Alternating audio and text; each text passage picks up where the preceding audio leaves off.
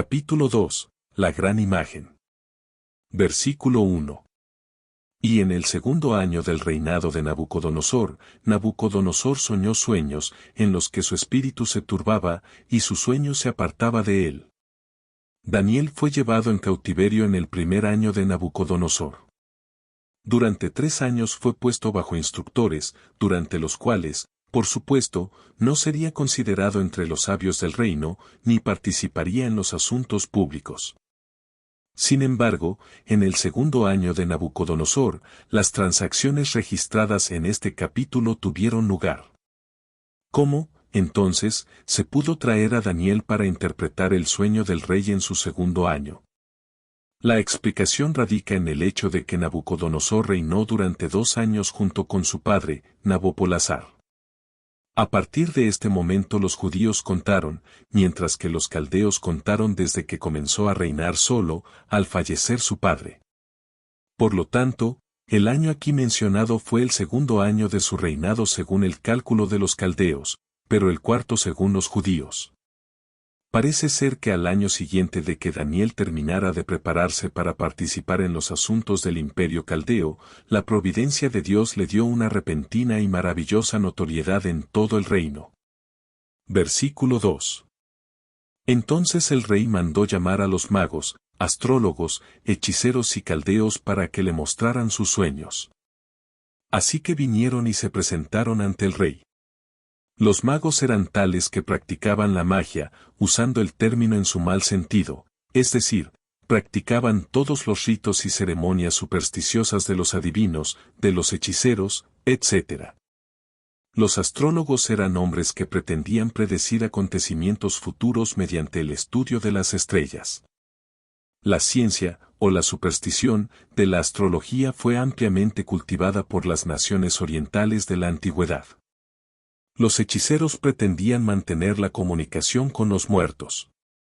En este sentido, creemos que siempre se utiliza en las escrituras. El espiritismo moderno es simplemente la antigua brujería pagana revivida. Los caldeos aquí mencionados eran una secta de filósofos similares a los magos y astrólogos que hicieron de la física, las adivinaciones, etc., su estudio. Todas estas sectas o profesiones abundaban en Babilonia. El fin que perseguían era el mismo, es decir, explicar los misterios y predecir los acontecimientos futuros, siendo la principal diferencia entre ellas los medios con los que buscaban cumplir su objetivo. La dificultad del rey residía igualmente en la competencia de cada uno para explicar, por eso los convocó a todos. Para el rey era un asunto importante. Estaba muy preocupado, y por lo tanto concentró en la solución de su perplejidad toda la sabiduría de su reino. Versículos 3 a 4. 3. Y el rey les dijo, he tenido un sueño, y mi espíritu se ha turbado al conocer el sueño. 4. Entonces los caldeos hablaron al rey en sirio, Rey, vive para siempre, cuenta el sueño a tus siervos y nosotros te mostraremos la interpretación. Sea cual sea la deficiencia de los antiguos magos y astrólogos, parece que fueron educados a fondo en el arte de sacar suficiente información para formar una base para algún cálculo astuto, o de formular sus respuestas de una manera tan ambigua que fueran igualmente aplicables, aunque el acontecimiento tomara cualquier sentido. En el presente caso, fieles a sus instintos astutos, llamaron al rey para que les diera a conocer su sueño. Si pudieran obtener toda la información al respecto, podrían acordar fácilmente alguna interpretación que no pusiera en peligro su reputación. Se dirigieron al rey en sirio, un dialecto de la lengua caldea que era utilizado por las clases cultas y educadas. Desde este punto hasta el final del capítulo 7, el registro continúa en caldeo. Versículos 5 a 13. 5. El rey respondió y dijo a los caldeos, el asunto se me ha escapado, si no me hacéis conocer el sueño con su interpretación, seréis cortados en pedazos y vuestras casas serán convertidas en un estercolero. 6. Pero si me mostráis el sueño y su interpretación, recibiréis de mí regalos y recompensas y un gran honor, por tanto, mostradme el sueño y su interpretación. 7. Ellos respondieron de nuevo y dijeron, que el rey cuente a sus siervos el sueño, y nosotros mostraremos la interpretación de éste. 8. El rey respondió y dijo, sé con certeza que ganaríais tiempo, porque veis que la cosa se ha ido de mi lado. 9. Pero si no me hacéis conocer el sueño, solo hay un decreto para vosotros, porque habéis preparado palabras mentirosas y corruptas para hablar ante mí, hasta que el tiempo cambie, por tanto, decime el sueño. Y sabré que podéis mostrarme su interpretación. 10. Los caldeos respondieron ante el rey y dijeron, no hay hombre en la tierra que pueda mostrar el asunto del rey, por lo tanto, no hay rey, señor o gobernante que pregunte tales cosas a ningún mago, astrólogo o caldeo. 11. Y es una cosa inusual que el rey requiere, y no hay otro que pueda mostrarla ante el rey, excepto los dioses, cuya morada no es con la carne. 12. Por esta razón el rey estaba enojado y muy furioso, y ordenó destruir a todos los sabios de Babilonia. 13. Y se promulgó el decreto de que los sabios fueran asesinados, y buscaron a Daniel y a sus compañeros para que fueran asesinados. Estos versículos contienen el registro de la desesperada lucha entre los sabios, así llamados, y el rey, los primeros buscando alguna vía de escape, viendo que eran atrapados en su propio terreno, y el último, determinado a que debían darle a conocer su sueño, que no era más de lo que su profesión le justificaba exigir. Algunos han censurado severamente a Nabucodonosor en este asunto, por actuar como un tirano irrazonable y sin corazón. Pero, ¿qué es lo que estos magos profesan ser capaces de hacer? Revelar cosas ocultas, predecir eventos futuros, dar a conocer misterios totalmente más allá de la previsión y penetración humana, y hacer esto con la ayuda de agencias sobrenaturales.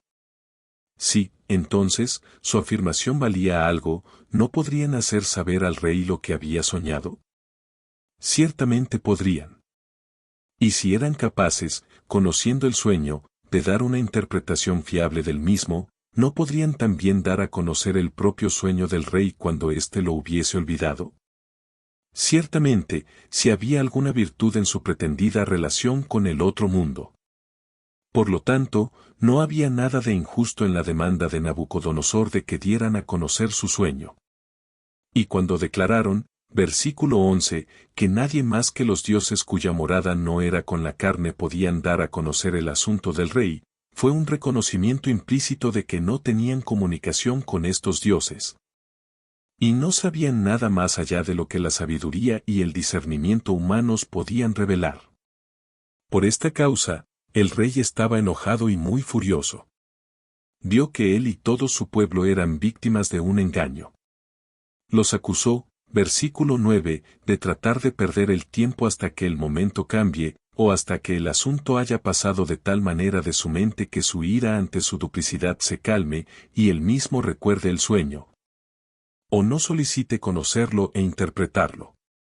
Y aunque no podemos justificar las medidas extremas a las que recurrió, condenándolos a la muerte y a la destrucción de sus casas, no podemos sino sentir una sincera simpatía por él en su condena a una clase de miserables impostores.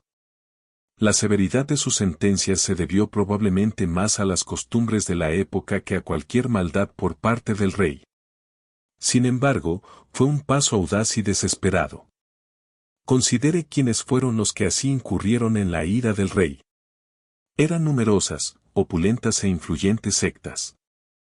Además, eran las clases cultas y cultivadas de aquellos tiempos. Sin embargo, el rey no estaba tan apegado a su falsa religión como para perdonarla aún con toda esta influencia a su favor. Si el sistema era un fraude e imposición, debía caer, por muy alto que sea el número o la posición de sus votantes, o por más que muchos de ellos estén involucrados en su ruina. El rey no sería parte de la deshonestidad o el engaño. Versículos 14 a 18. 14. Entonces Daniel respondió con consejo y sabiduría a Arioc, el capitán de la guardia del rey, que había salido a matar a los sabios de Babilonia. 15. Él respondió y dijo a Arioc, capitán del rey: ¿por qué se precipita el decreto del rey? Entonces Arioc se lo hizo saber a Daniel. 16. Entonces Daniel entró y pidió al rey que le diera tiempo y que él le mostraría la interpretación. 17. Daniel fue a su casa e hizo saber el asunto a Ananías, Misael y Azarías, sus compañeros.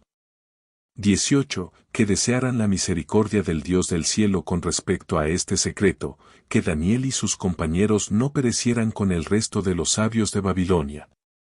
En esta narración vemos la providencia de Dios trabajando en varios detalles notables.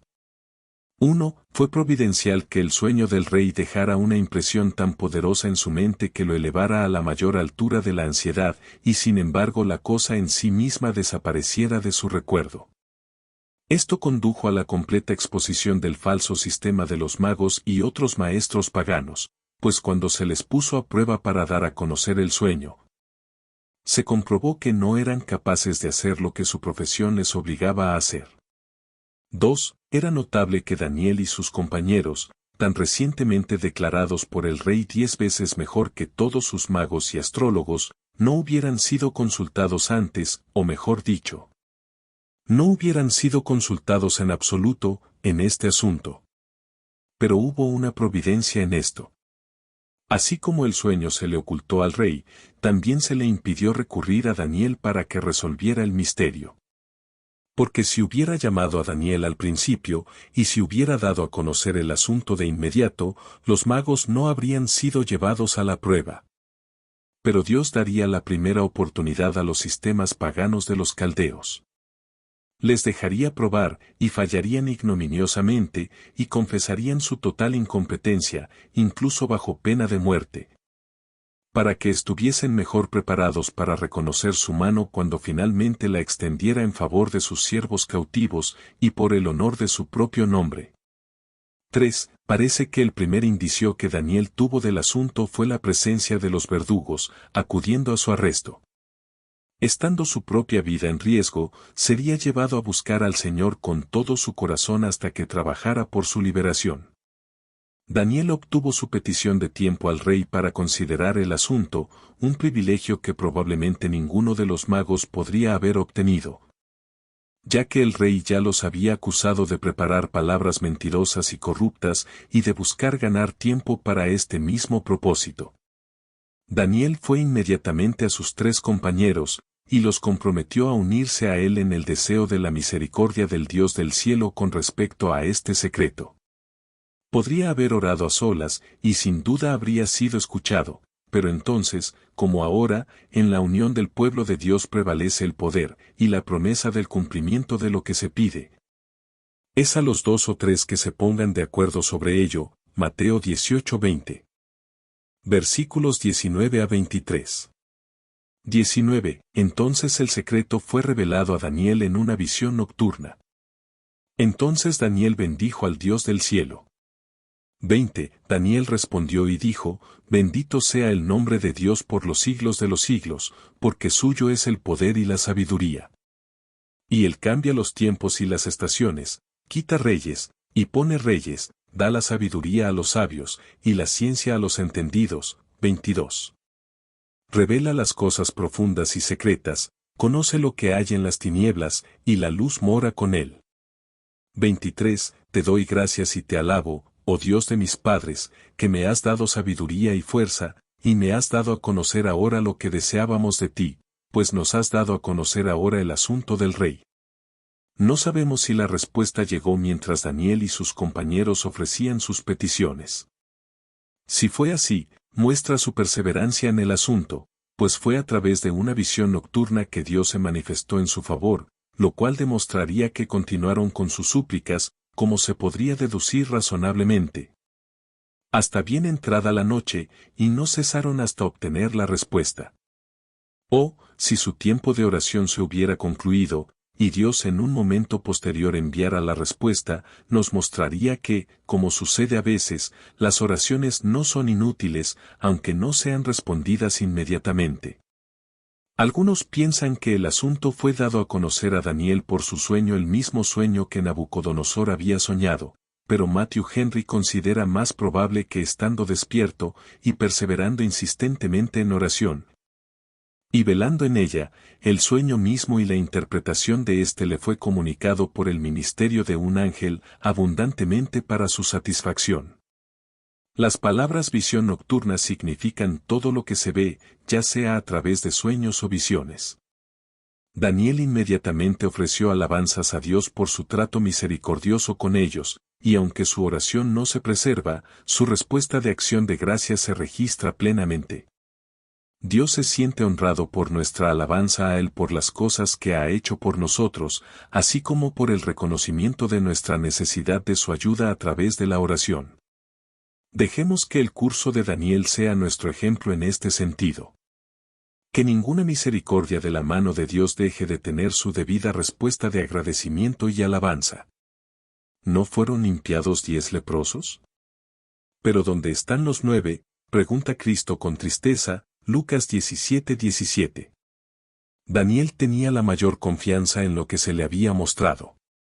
No fue primero al rey para ver si lo que le habían revelado era realmente el sueño del rey, sino inmediatamente alabó a Dios por haber respondido a su oración.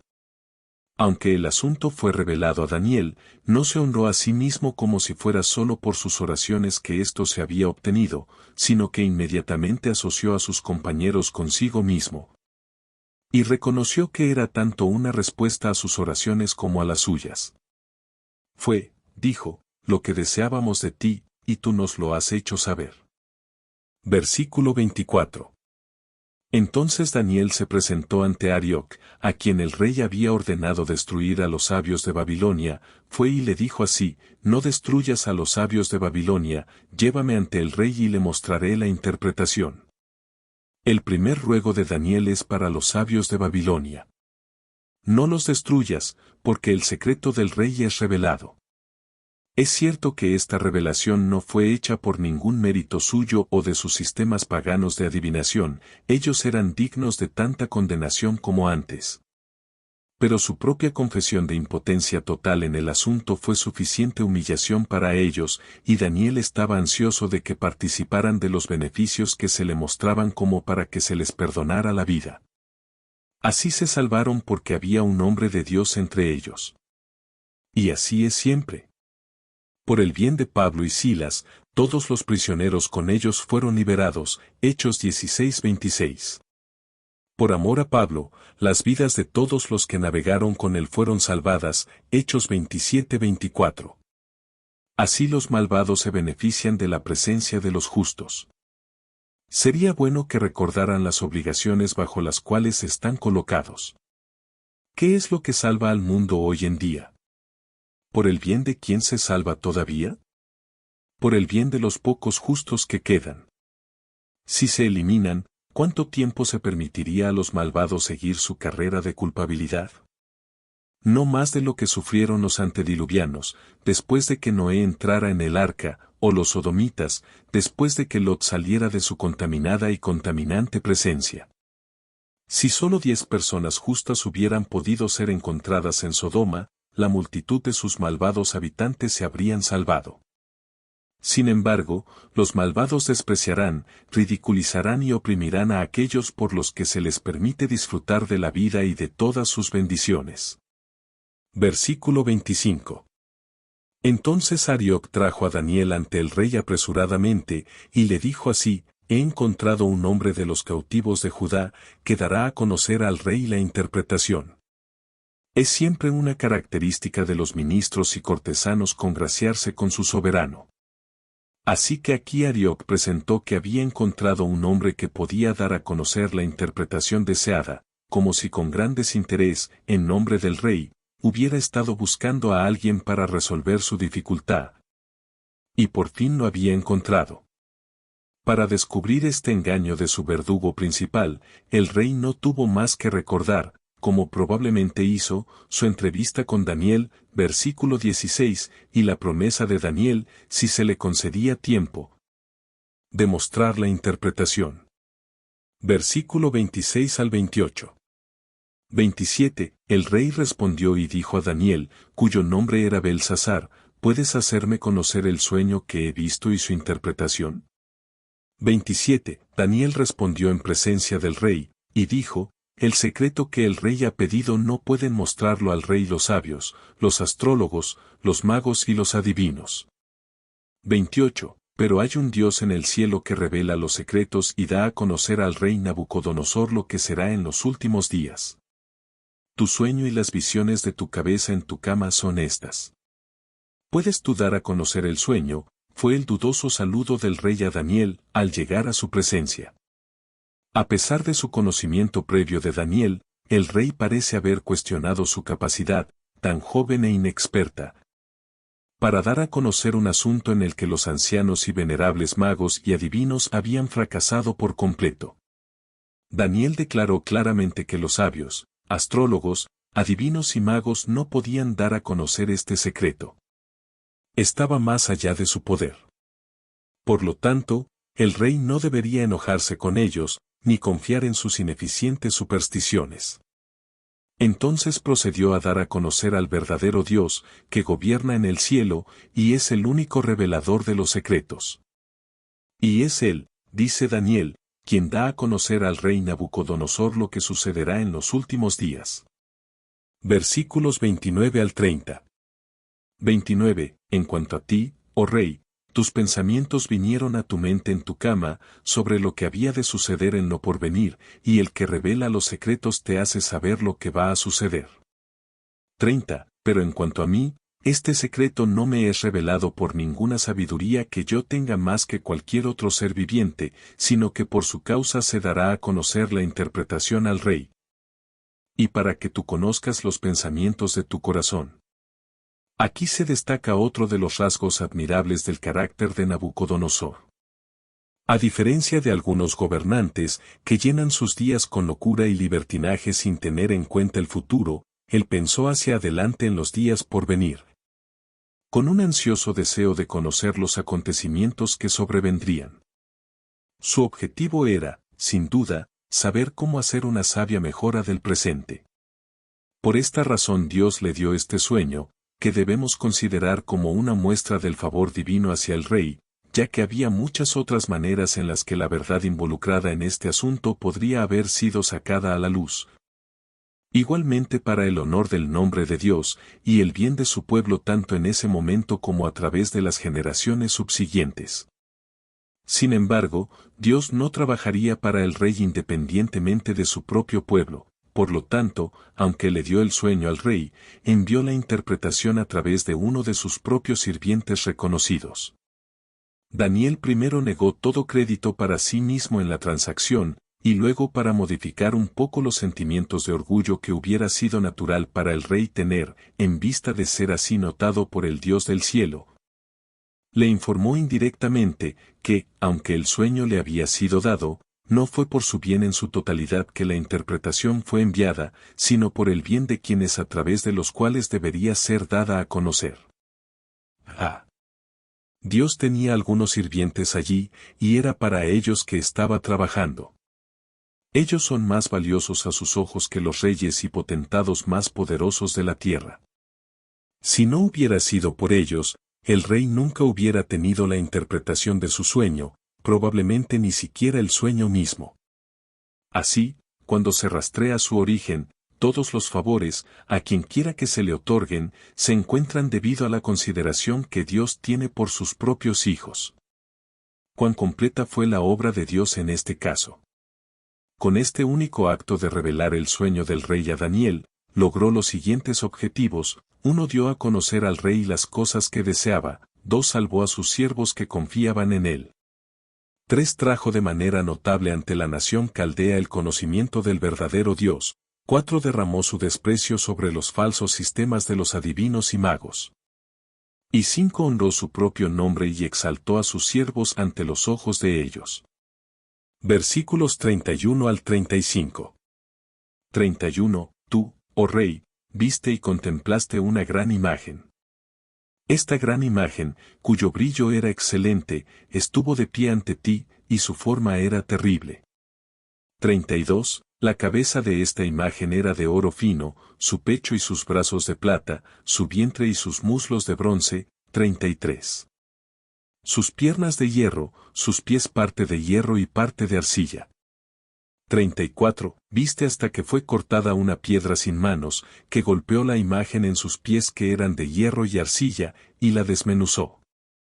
35. Entonces el hierro, el barro, el bronce, la plata y el oro se desmenuzaron juntos, y se convirtieron como la paja de las eras de verano, y el viento se los llevó, sin que se encontrara lugar para ellos.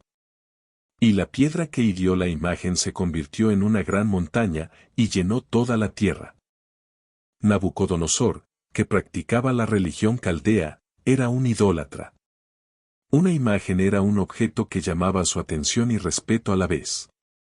Además, los reinos terrenales, que, como veremos más adelante, estaban representados por esta imagen, eran objetos de estima y valor en sus ojos.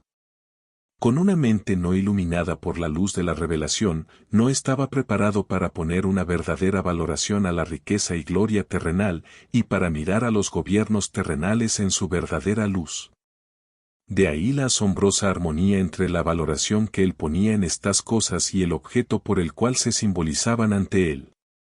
A él se le presentaron bajo la forma de una gran imagen, un objeto a sus ojos de valor y admiración. Con Daniel el caso era bastante diferente.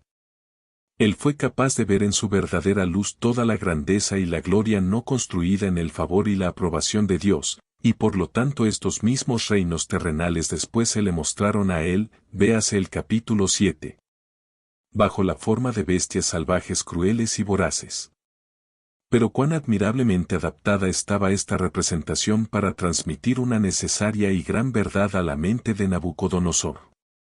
Además de delinear el progreso de los eventos a través de todo el curso del tiempo para beneficio de su pueblo, Dios le mostraría a Nabucodonosor el absoluto vacío e inutilidad de la pompa y gloria terrenal. ¿Y cómo podría hacerse más impresionantemente que con una imagen que comienza con el más precioso de los metales y desciende continuamente a lo más bajo, hasta que finalmente tenemos el más áspero y bruto de los materiales? Hierro mezclado con la arcilla fangosa, luego todo hecho pedazos, y convertido en paja vacía, sin nada bueno en ello, sino más ligero que la vanidad, y finalmente lanzado lejos donde ya no hay lugar para esto. Después de lo cual algo duradero y de valor celestial ocupa su lugar. Así mostraría Dios a los hijos de los hombres que los reinos terrenales pasarían, y la grandeza y la gloria terrenal, como una burbuja llamativa, se romperían y desvanecerían. Y el reino de Dios se establecería en el lugar que tanto tiempo ha sido usurpado por éstas, para no tener fin. Y todos los que tuvieran interés en él descansarían bajo la sombra de sus pacíficas alas por siempre y para siempre. Pero esto es una anticipación. Versículos 36 al 38. 36. Este es el sueño, y contaremos su interpretación ante el rey. 37. Tú, oh rey, eres un rey de reyes, porque el Dios del cielo te ha dado un reino, poder, fuerza y gloria. 38. Y donde quiera habitan hijos de hombres, bestias del campo y aves del cielo, Él los ha entregado en tu mano, y te ha hecho gobernante sobre todos ellos. Tú eres esa cabeza de oro. Ahora se abre uno de los capítulos más sublimes de la historia humana. 8 cortos versículos del registro inspirado cuentan toda la historia, sin embargo, esa historia abarca la historia de la pompa y el poder de este mundo. Unos pocos momentos bastarán para conservarla en la memoria, sin embargo, el periodo que abarca, que comenzó hace más de 25 siglos. Se extiende desde ese punto lejano hasta más allá del surgimiento y la caída de reinos, más allá del establecimiento y el derrocamiento de imperios, más allá de ciclos y edades, más allá de nuestros días. Hasta el estado eterno. Es tan completo que abarca todo esto, sin embargo, es tan minucioso que nos da todos los grandes esquemas de los reinos terrenales desde ese momento hasta este. La sabiduría humana nunca concibió un registro tan breve que abarcara tanto. El lenguaje humano nunca estableció en tan pocas palabras un volumen tan grande de verdad histórica. El dedo de Dios está aquí. Prestemos atención a la lección. Con qué interés, además de asombro, debió haber escuchado el rey, al ser informado por el profeta de que él, o mejor dicho su reino, el rey que se ponía aquí para su reino, ver el siguiente versículo. Era la cabeza de oro de la magnífica imagen que él había visto. Los antiguos reyes estaban agradecidos por el éxito, y en los casos de prosperidad, la deidad tutelar a la que atribuían su éxito. Era el objeto adorable sobre el que prodigarían sus más ricos tesoros y otorgarían sus mejores devociones. Daniel informa indirectamente al rey que en este caso todo esto se debe al Dios del cielo, pues es Él quien le ha dado su reino, y lo ha hecho gobernante de todo.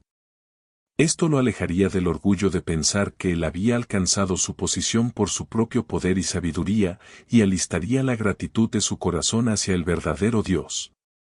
El reino de Babilonia, que finalmente se desarrolló en la cabeza dorada de la gran imagen histórica, fue fundado por Nimrod, el bisnieto de Noé, más de 2000 años antes de Cristo. Génesis 10:8 al 10, y Cus engendró a Nimrod, este comenzó a ser uno poderoso en la tierra. Fue un vigoroso cazador ante el Señor, por lo cual se dice, así como Nimrod, poderoso cazador ante el Señor. Y el comienzo de su reino fue Babel, Margen, Babilonia, y Erec, y Acad, y Calne, en la tierra de Sinar. Parece que Nimrod también fundó la ciudad de Nínive, que después se convirtió en la capital de Siria. Véase la lectura marginal de Génesis 10:11, y la enciclopedia Johnson Cyclopedia, artículo Siria. El siguiente bosquejo de la historia de Babilonia, de la Enciclopedia Universal Johnson's, artículo Babilonia, está de acuerdo con las autoridades más recientes sobre este tema.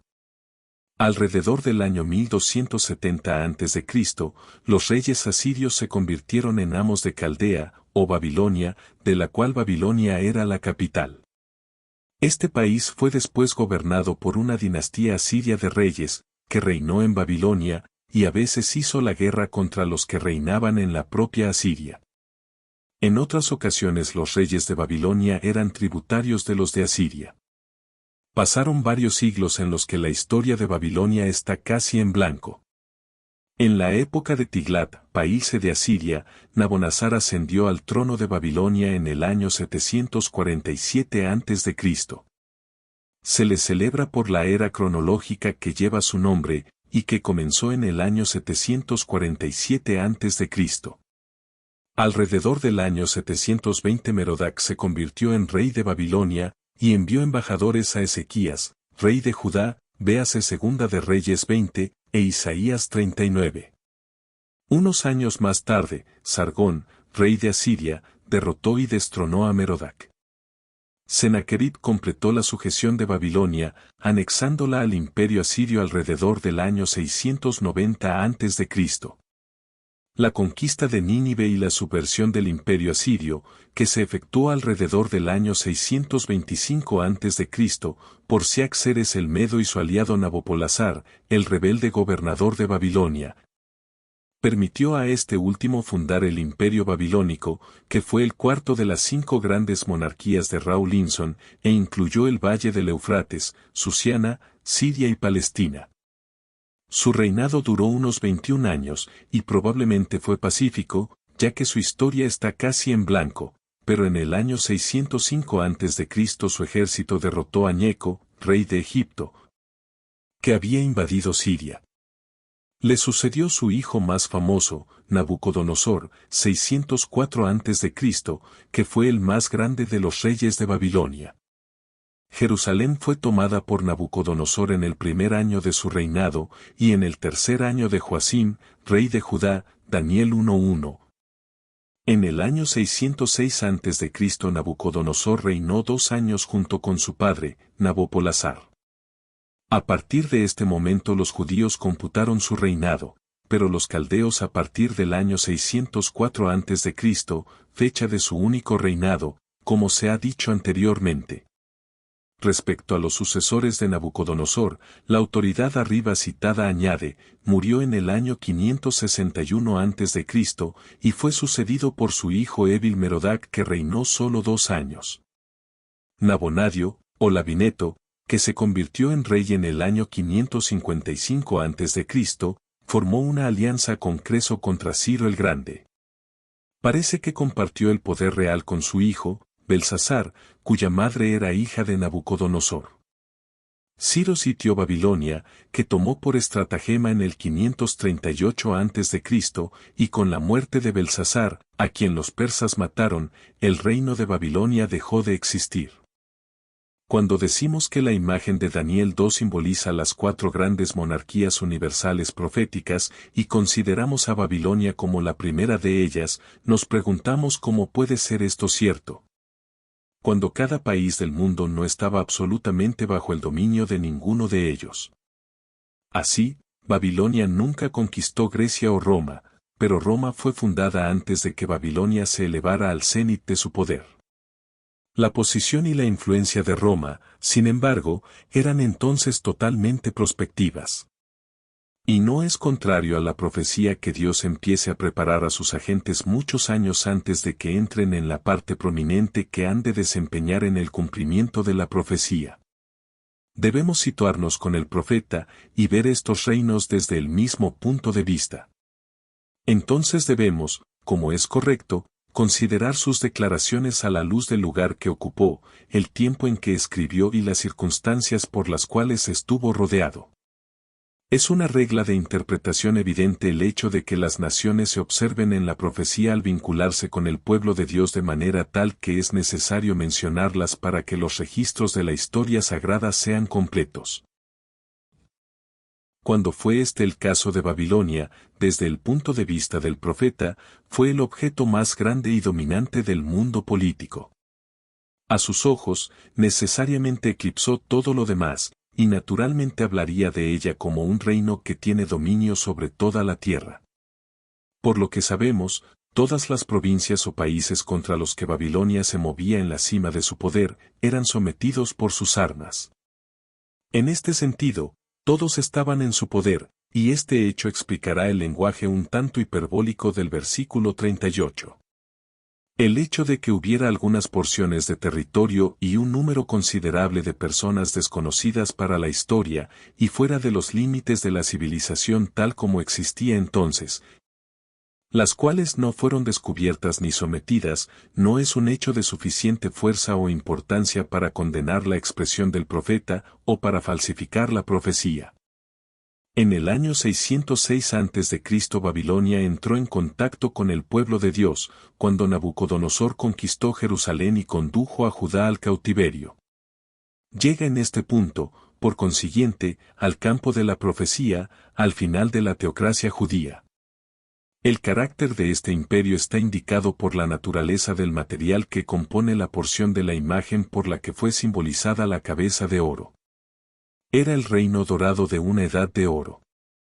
Babilonia, su metrópoli, se elevó a una altura nunca alcanzada por ninguno de sus sucesores. Situada en el jardín del oriente, dispuesta en un cuadrado perfecto de 60 millas de perímetro, 15 millas a cada lado, rodeada por un muro de 350 pies de altura y 87 pies de grosor, con un foso, o zanja, alrededor de este, de igual capacidad cúbica que el propio muro, dividido en 676 cuadros, cada uno de 2¼ millas en circunferencia, por sus 50 calles. Cada una de 150 pies de ancho, cruzándose en ángulos rectos, 25 corriendo en cada dirección, cada una de ellas recta y nivelada y 15 millas de longitud. Sus 225 millas cuadradas de superficie cerrada, divididas como se acaba de describir. Dispuestas en exuberantes patios de recreo y jardines, intercalados con magníficas viviendas, esta ciudad, con sus 60 millas de foso, sus 60 millas de muralla exterior, sus 30 millas de muro de río a través de su centro, sus 150 portones de bronce compacto, sus jardines colgantes, elevándose terraza sobre terraza, hasta igualar en altura a los propios muros, su templo de Velus, de 3 millas de perímetro, sus 2 palacios reales, uno de 3,5 y el otro de 8 millas de perímetro, con su túnel subterráneo bajo el río Eufrates conectando estos 2 palacios, su perfecta disposición para la conveniencia, el ornamento y la defensa, y sus recursos ilimitados, esta ciudad, que contenía en sí misma muchas cosas que eran maravillas del mundo, asimismo otra y aún más poderosa maravilla. Nunca había visto la tierra una ciudad como esa, nunca desde entonces ha visto algo igual. Y allí, con toda la tierra postrada a sus pies, una reina de inigualable grandeza, sacando de la pluma misma de la inspiración este resplandeciente título, la gloria de los reinos. La belleza de la excelencia de los caldeos, se sentaba esta ciudad, capital idónea de aquel reino que constituía la cabeza dorada de esta gran imagen histórica. Así era Babilonia, con Nabucodonosor, en la flor de la vida, audaz, vigorosa y consumada, sentada en su trono. Cuando Daniel entró en sus muros impenetrables para servir cautivo durante 70 años en sus magníficos palacios. Allí los hijos del Señor, oprimidos más que animados por la gloria y la prosperidad de la tierra de su cautiverio, colgaron sus arpas en los sauces del centelleante Eufrates y lloraron cuando recordaban a Sión. Y allí comenzó el estado de cautiverio de la Iglesia en un sentido aún más amplio, porque, desde entonces, el pueblo de Dios ha estado sometido y más o menos oprimido por poderes terrenales. Y así será, hasta que todos los poderes terrenales se rindan finalmente a aquel cuyo derecho es reinar. Y he aquí que el día de liberación se acerca rápidamente.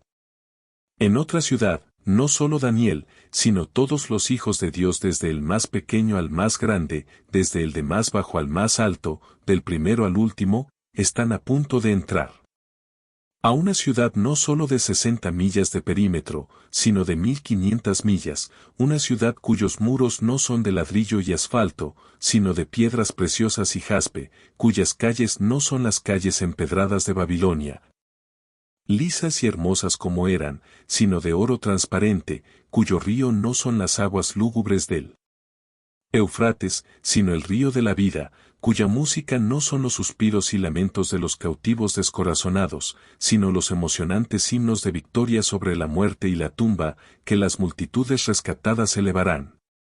Cuya luz no es la luz intermitente de la tierra, sino la incesante e inefable gloria de Dios y del Cordero.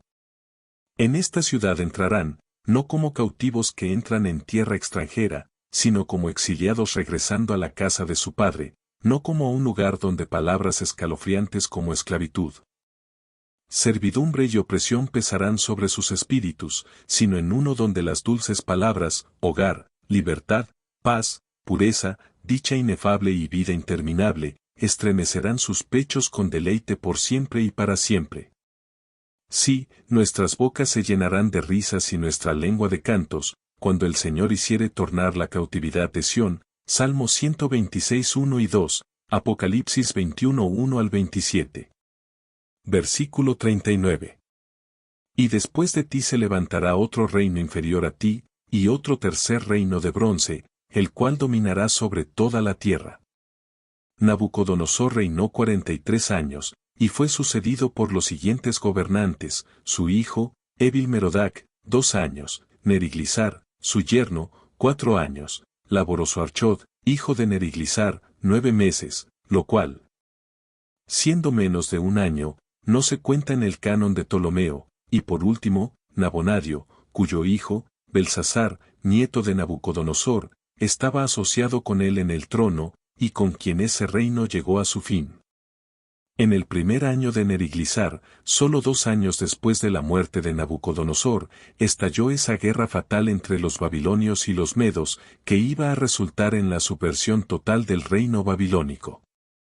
Ciaxares, rey de los medos, que es llamado Darío en Daniel 5:31, convocó en su ayuda a su sobrino, Ciro, de la línea persa, en sus esfuerzos contra los babilonios. La guerra fue proseguida con éxito ininterrumpido por parte de los medos y los persas, hasta que, en el 18º año de Nabonadio, el tercer año de su hijo Belsasar, Ciro sitió a Babilonia, la única ciudad de todo el oriente que se le resistía. Los babilonios, reunidos dentro de sus impenetrables muros, con provisiones a mano para 20 años. y dentro de los límites de su amplia ciudad tierras suficientes para proporcionar comida a los habitantes y a la guarnición durante un periodo indefinido, se burlaron de Ciro desde sus elevados muros, y ponían en ridículo sus esfuerzos aparentemente inútiles para someterlos. Y de acuerdo con todo cálculo humano, tenían una buena base para sus sentimientos de seguridad. Jamás, sopesado en la balanza de alguna probabilidad terrenal, con los medios de guerra entonces conocidos, podía ser tomada esa ciudad. Por lo tanto, respiraban tan libremente y dormían tan profundamente como si ningún enemigo estuviera esperando y velando por su destrucción alrededor de sus asediadas murallas. Pero Dios había decretado que la orgullosa y malvada ciudad bajara de su trono de gloria, y cuando Él habla, ¿qué brazo mortal puede derrotar su palabra? En su propio sentimiento de seguridad yacía la fuente de su peligro. Ciro resolvió llevar a cabo por estratagema lo que no podía hacer por la fuerza, y al enterarse de que se acercaba un festival anual, en el que toda la ciudad se entregaría a la alegría y al jolgorio, fijó ese día como el momento de ejecutar su propósito. No había ninguna entrada para él en esa ciudad, salvo que la encontrara donde el río Eufrates entraba y salía, pasando por debajo de sus muros. Él resolvió hacer del canal del río su propio camino hacia la fortaleza de su enemigo. Para hacer esto, el agua debía ser desviada de su cauce a través de la ciudad. Para este propósito, en la tarde del día de la fiesta antes mencionada, él asignó a 3 grupos de soldados, al primero, volcar el río a una hora determinada en un gran lago artificial a poca distancia por encima de la ciudad, al segundo, a tomar su puesto en el punto en que el río entraba en la ciudad, al tercero, a tomar una posición 15 millas más abajo, donde el río salía de la ciudad, y a estos 2 últimos grupos les fue dicho que entraran en el canal, tan pronto como encontraran el río transitable, y en la oscuridad de la noche exploraran su camino bajo los muros, y se dirigieran al palacio del rey, donde debían reunirse, sorprender el palacio, matar a los guardias y capturar o matar al rey. Cuando el agua se volcó en el lago mencionado, el río pronto se hizo transitable, y los soldados destinados a tal fin siguieron su cauce hasta el corazón de la ciudad de Babilonia. Pero todo esto habría sido en vano, si la ciudad entera, en esa noche agitada, no se hubiera entregado a la más imprudente despreocupación y presunción. Un estado de cosas sobre el que Ciro había planeado ampliamente para llevar a cabo su propósito. Porque a cada lado del río, a lo largo de toda la ciudad, había muros de gran altura y de igual grosor que las paredes exteriores. En estos muros había enormes puertas de bronce sólido, que, cuando se cerraban y custodiaban, impedían toda entrada desde el lecho del río a cualquiera de las 25 calles que lo cruzaban. Y si hubieran estado así cerradas en ese momento, los soldados de Ciro podrían haber marchado hacia la ciudad a lo largo del lecho del río, y luego marchado hacia afuera de nuevo. Era todo lo que hubieran podido lograr para subyugar el lugar. Pero en el jolgorio embriagador de esa noche fatal, estas puertas del río fueron todas dejadas abiertas y la entrada de los soldados persas no fue percibida. Muchos habrían palidecido de terror si hubieran notado la repentina bajada del río y comprendido su temible importancia. Muchas lenguas habrían difundido una alarma desenfrenada por la ciudad, si hubiesen visto las formas oscuras de sus enemigos armados caminando sigilosamente hacia la ciudadela de su fortaleza. Pero nadie se dio cuenta del repentino descenso de las aguas del río, nadie vio la entrada de los guerreros persas, nadie se preocupó de que las puertas del río estuvieran cerradas y vigiladas. A nadie le importó nada más que ver cuán profunda y temerariamente podía sumergirse en el libertinaje salvaje. El trabajo de esa noche les costó su reino y su libertad. Entraron en su jolgorio brutal siendo súbditos del rey de Babilonia, despertaron de él esclavos del rey de Persia.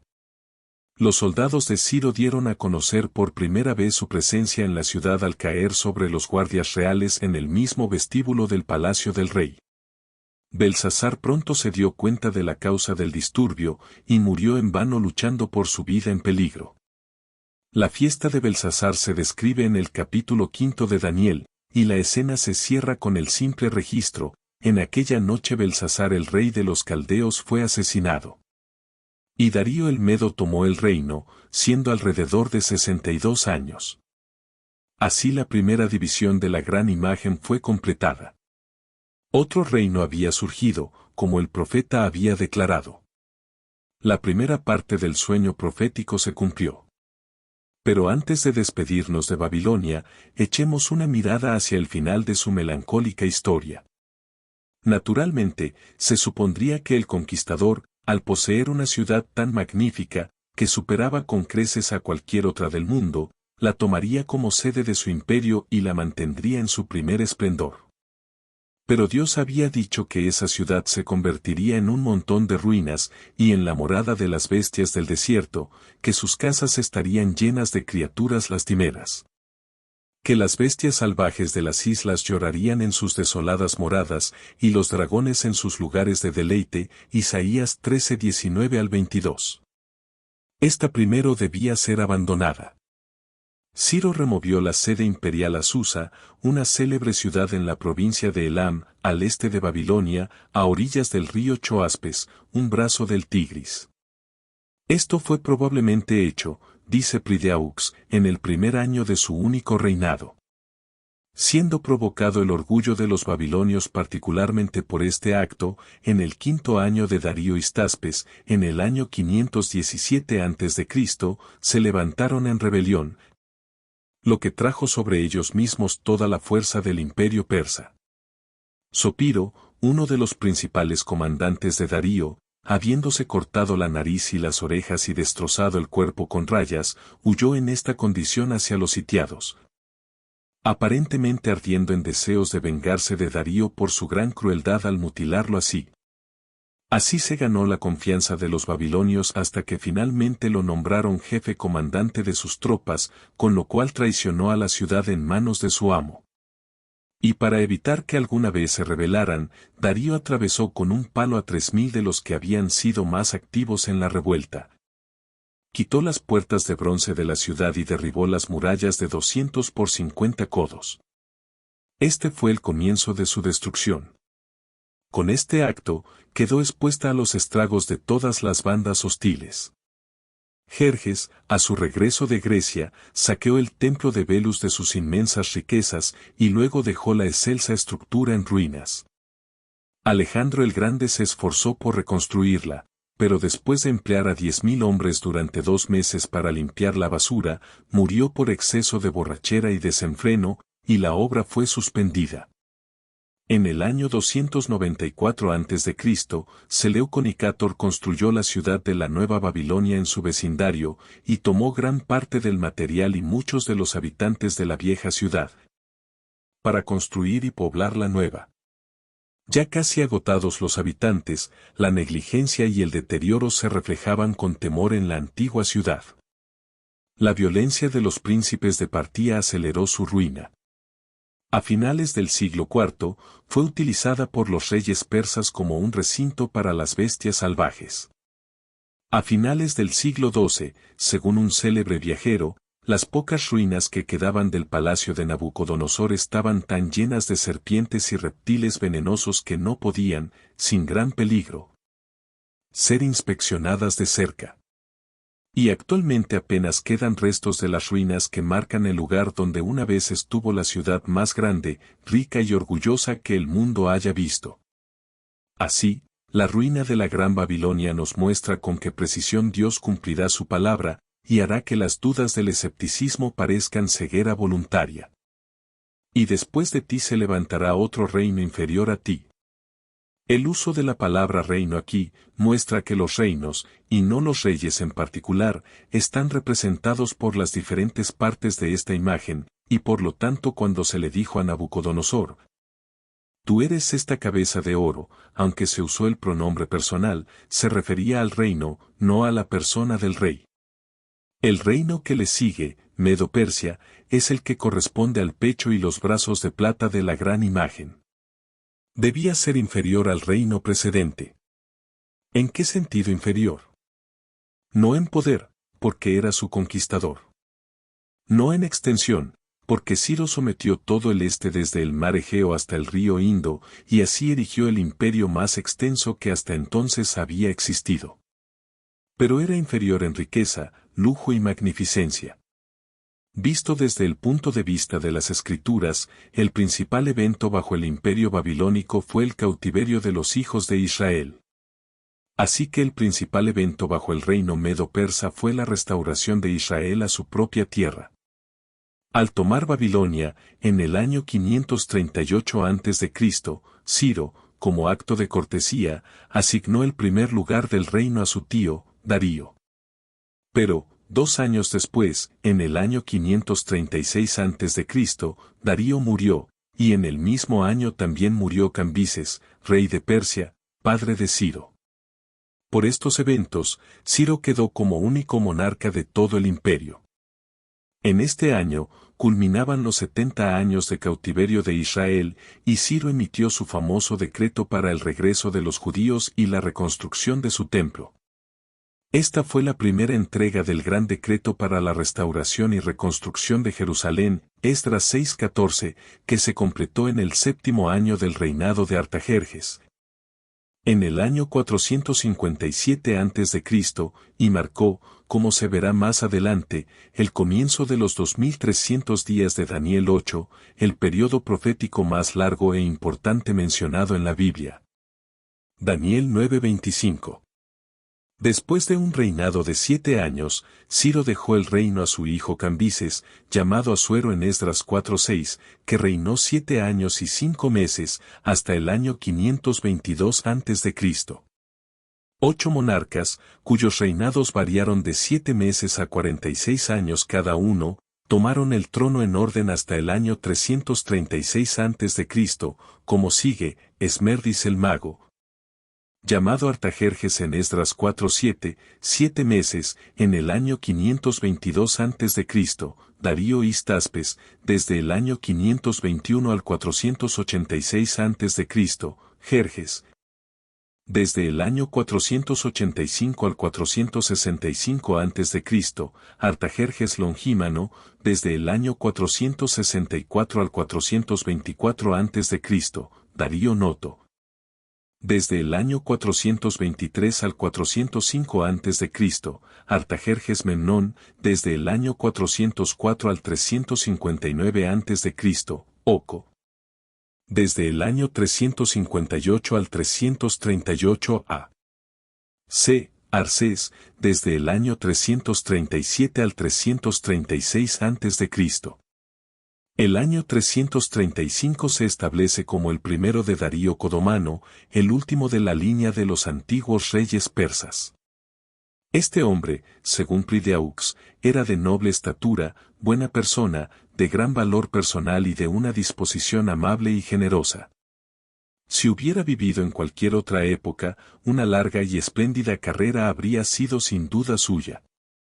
Pero tuvo la mala fortuna de tener que contender con uno que era un agente en el cumplimiento de la profecía, y ninguna cualidad, natural o adquirida, podía hacerle triunfar en la desigual competencia. Apenas se calentaba en el trono, dice el último nombrado historiador, aquí se encontraba su formidable enemigo, Alejandro, a la cabeza de los soldados griegos, preparándose para desmontarlo de él. La causa y los detalles de la contienda entre griegos y persas los dejamos a historias especialmente dedicadas a tales asuntos.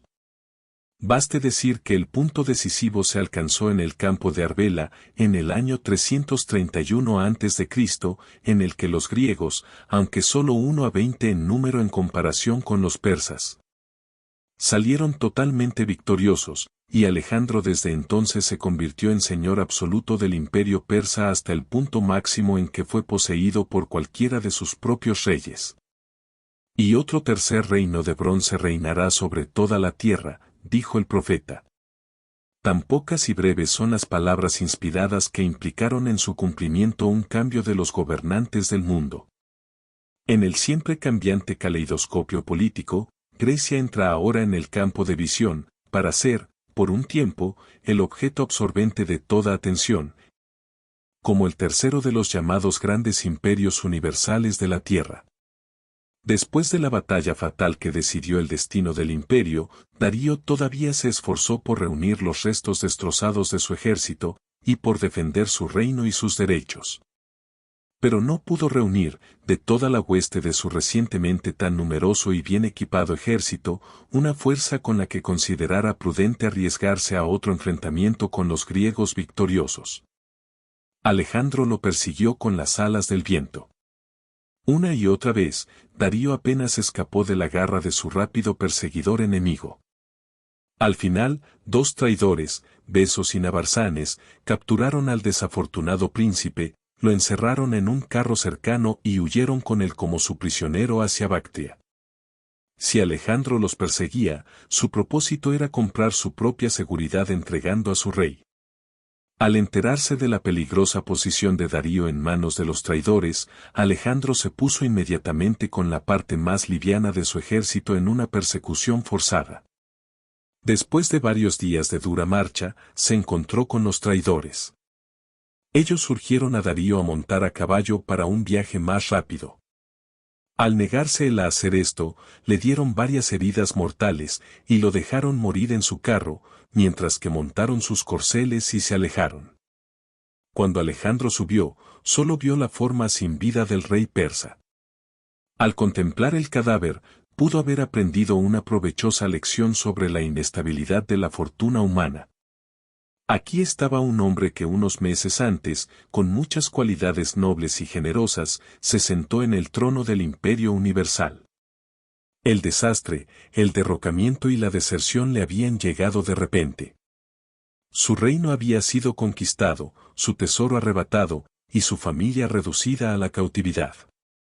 Y ahora, brutalmente asesinado por la mano de los traidores, yacía como un cadáver ensangrentado en un tosco carro.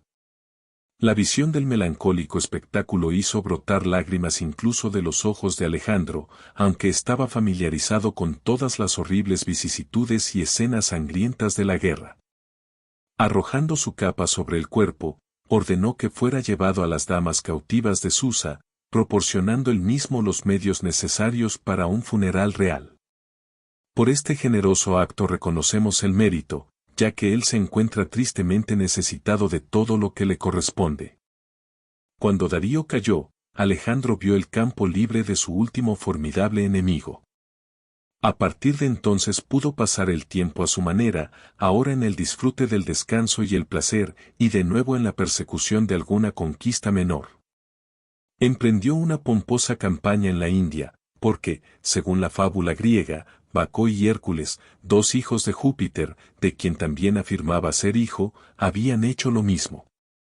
Con despreciable arrogancia, reclamó para sí mismo honores divinos.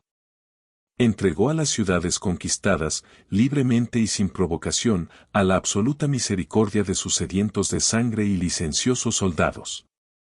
Él mismo a menudo asesinaba a sus mejores amigos en sus frenesíes de borrachera. Buscó a las personas más viles para la satisfacción de su lujuria.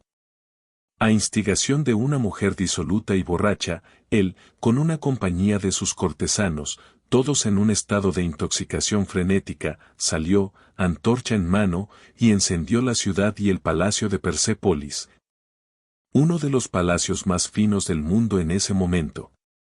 Alentó tanto la bebida excesiva entre sus seguidores que en una ocasión 20 de ellos murieron juntos como resultado de su parranda. Al final, después de una larga borrachera, se le invitó inmediatamente a otra, en la que, tras beber por cada uno de los 20 invitados presentes, se bebió 2 veces, dice la historia, por increíble que parezca. La copa hercúlea que contenía 6 de nuestros cuartos de galón. En ese momento se cayó, agobiado por una violenta fiebre, de la que murió 11 días después, en mayo o junio del año 323 a.C., mientras que todavía estaba solo en el umbral de la vida madura. A los 32 años de edad. El progreso del imperio griego no tenemos que detenernos a trazarlo aquí, ya que sus características distintivas reclamarán una atención más particular bajo otras profecías. Daniel continúa así en su interpretación de la gran imagen. Versículo 40. El cuarto reino será fuerte como el hierro, puesto que el hierro hace pedazos y somete todas las cosas, y como el hierro que rompe todas estas cosas, se romperá en pedazos y magullará. Hasta ahora en las aplicaciones de esta profecía hay un acuerdo general entre los expositores. Que Babilonia, Medo-Persia y Grecia están representadas respectivamente por la cabeza de oro, el pecho y los brazos de plata, y los lados de bronce, es reconocido por todos. Pero con tan poco terreno para la diversidad de puntos de vista, hay extrañamente una diferencia de opinión en cuanto a qué reino está simbolizado por la cuarta división de la gran imagen, las piernas de hierro. En este punto solo tenemos que inquirir, ¿qué reino sucedió a Grecia en el imperio del mundo? Porque las piernas de hierro denotan el cuarto reino de la serie. El testimonio de la historia es completo y explícito en este punto. Un reino hizo esto, y uno solo, y ese fue Roma.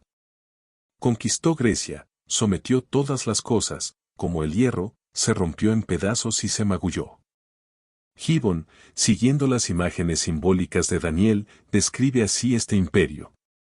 Los brazos de la República, a veces vencidos en la batalla, siempre victoriosos en la guerra, avanzaron a pasos rápidos hacia el Éufrates, el Danubio, el Rin y el océano, y las imágenes de oro, o plata, o bronce, que podían servir para representar a las naciones o sus reyes, fueron sucesivamente quebrantadas por la monarquía de hierro de Roma.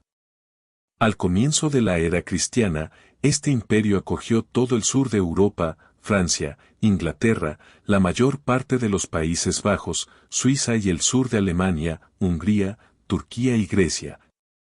Sin hablar de sus posesiones en Asia y África. Por tanto, bien puede decir Gibbon de ello, el imperio de los romanos llenó el mundo. Y cuando ese imperio cayó en manos de una sola persona, el mundo se convirtió en una prisión segura y lúgubre para sus enemigos. Resistirse era fatal, y era imposible volar. Se notará que al principio el reino se describe sin reservas tan fuerte como el hierro. Y este fue el periodo de su fuerza, durante el cual ha sido comparado con un poderoso coloso, dominando las naciones, conquistando todo, y dando leyes al mundo. Pero esto no iba a continuar. Versículos 41 al 42. 41, y mientras tú veías los pies y los dedos, parte de barro de alfarero y parte de hierro, el reino será dividido, pero habrá en el de la fuerza del hierro, ya que viste el hierro mezclado con barro fangoso. 42, y como los dedos de los pies eran en parte de hierro y en parte de barro cocido, así el reino será en parte fuerte y en parte roto. El elemento de debilidad simbolizado por el barro, pertenecía tanto a los pies como a los dedos del pie. Roma, antes de su división en 10 reinos, perdió esa tenacidad de hierro que poseía en un grado superlativo durante los primeros siglos de su carrera. El lujo, con su afeminamiento y degeneración, el destructor de las naciones así como de los individuos, comenzó a corroer y debilitar sus tendones de hierro. Y así preparó el camino para su subsiguiente disolución en 10 reinos. Las piernas de hierro de la imagen terminan, para mantener la consistencia de la figura, en pies y dedos. A los dedos de los pies, de los que, por supuesto solo había 10, nos llama la atención la mención explícita de ellos en la profecía. Y el reino representado por esa porción de la imagen a la que pertenecían los dedos de los pies, fue finalmente dividido en 10 partes. Por lo tanto, surge naturalmente la pregunta. ¿Representan los 10 dedos de la imagen las 10 divisiones finales del Imperio Romano? Para aquellos que prefieren lo que parece ser una interpretación natural y directa de la palabra de Dios, es una cuestión que no deja de sorprender que se plantee aquí cualquier pregunta. Tomar los 10 dedos de los pies para representar los 10 reinos en los que Roma fue dividida parece un procedimiento tan fácil, consistente y natural, que requiere un esfuerzo laborioso para interpretarlo de otra manera. Sin embargo, tal esfuerzo es hecho por algunos de los romanistas universalmente, y por los protestantes que aún se aferran a los errores romanos. Un volumen de H. Cowles, D.D., puede ser tomado como una exposición representativa de este lado de la cuestión. El escritor da toda la evidencia de una extensa erudición y gran habilidad. Por lo tanto, es más lamentable que estos poderes se dediquen a la propagación del error y a engañar al ansioso indagador que desea saber su paradero en la gran autopista del tiempo. Solo podemos notar brevemente sus posiciones. Son, 1, que el tercer reino fue Grecia durante la vida de Alejandro solamente, 2, que el cuarto reino fue el de los sucesores de Alejandro, 3, que el último punto hasta donde el cuarto reino podría extenderse es la manifestación del Mesías, porque, 4, allí el Dios de los cielos estableció su reino, allí la piedra golpeó la imagen en sus pies y comenzó el proceso de molerla. Tampoco podemos responder en ningún grado a estas posturas. 1. También podríamos confinar el imperio babilónico al único reinado de Nabucodonosor, o el de Persia al reinado de Ciro, o confinar el tercer reino, Grecia, al reinado de Alejandro. 2. Los sucesores de Alejandro no constituyeron otro reino, sino una continuación del mismo, el reino griego de la imagen, porque en esta línea de la profecía la sucesión de reinos es por conquista. Cuando Persia conquistó Babilonia, teníamos el segundo imperio, y cuando Grecia conquistó Persia, teníamos el tercero.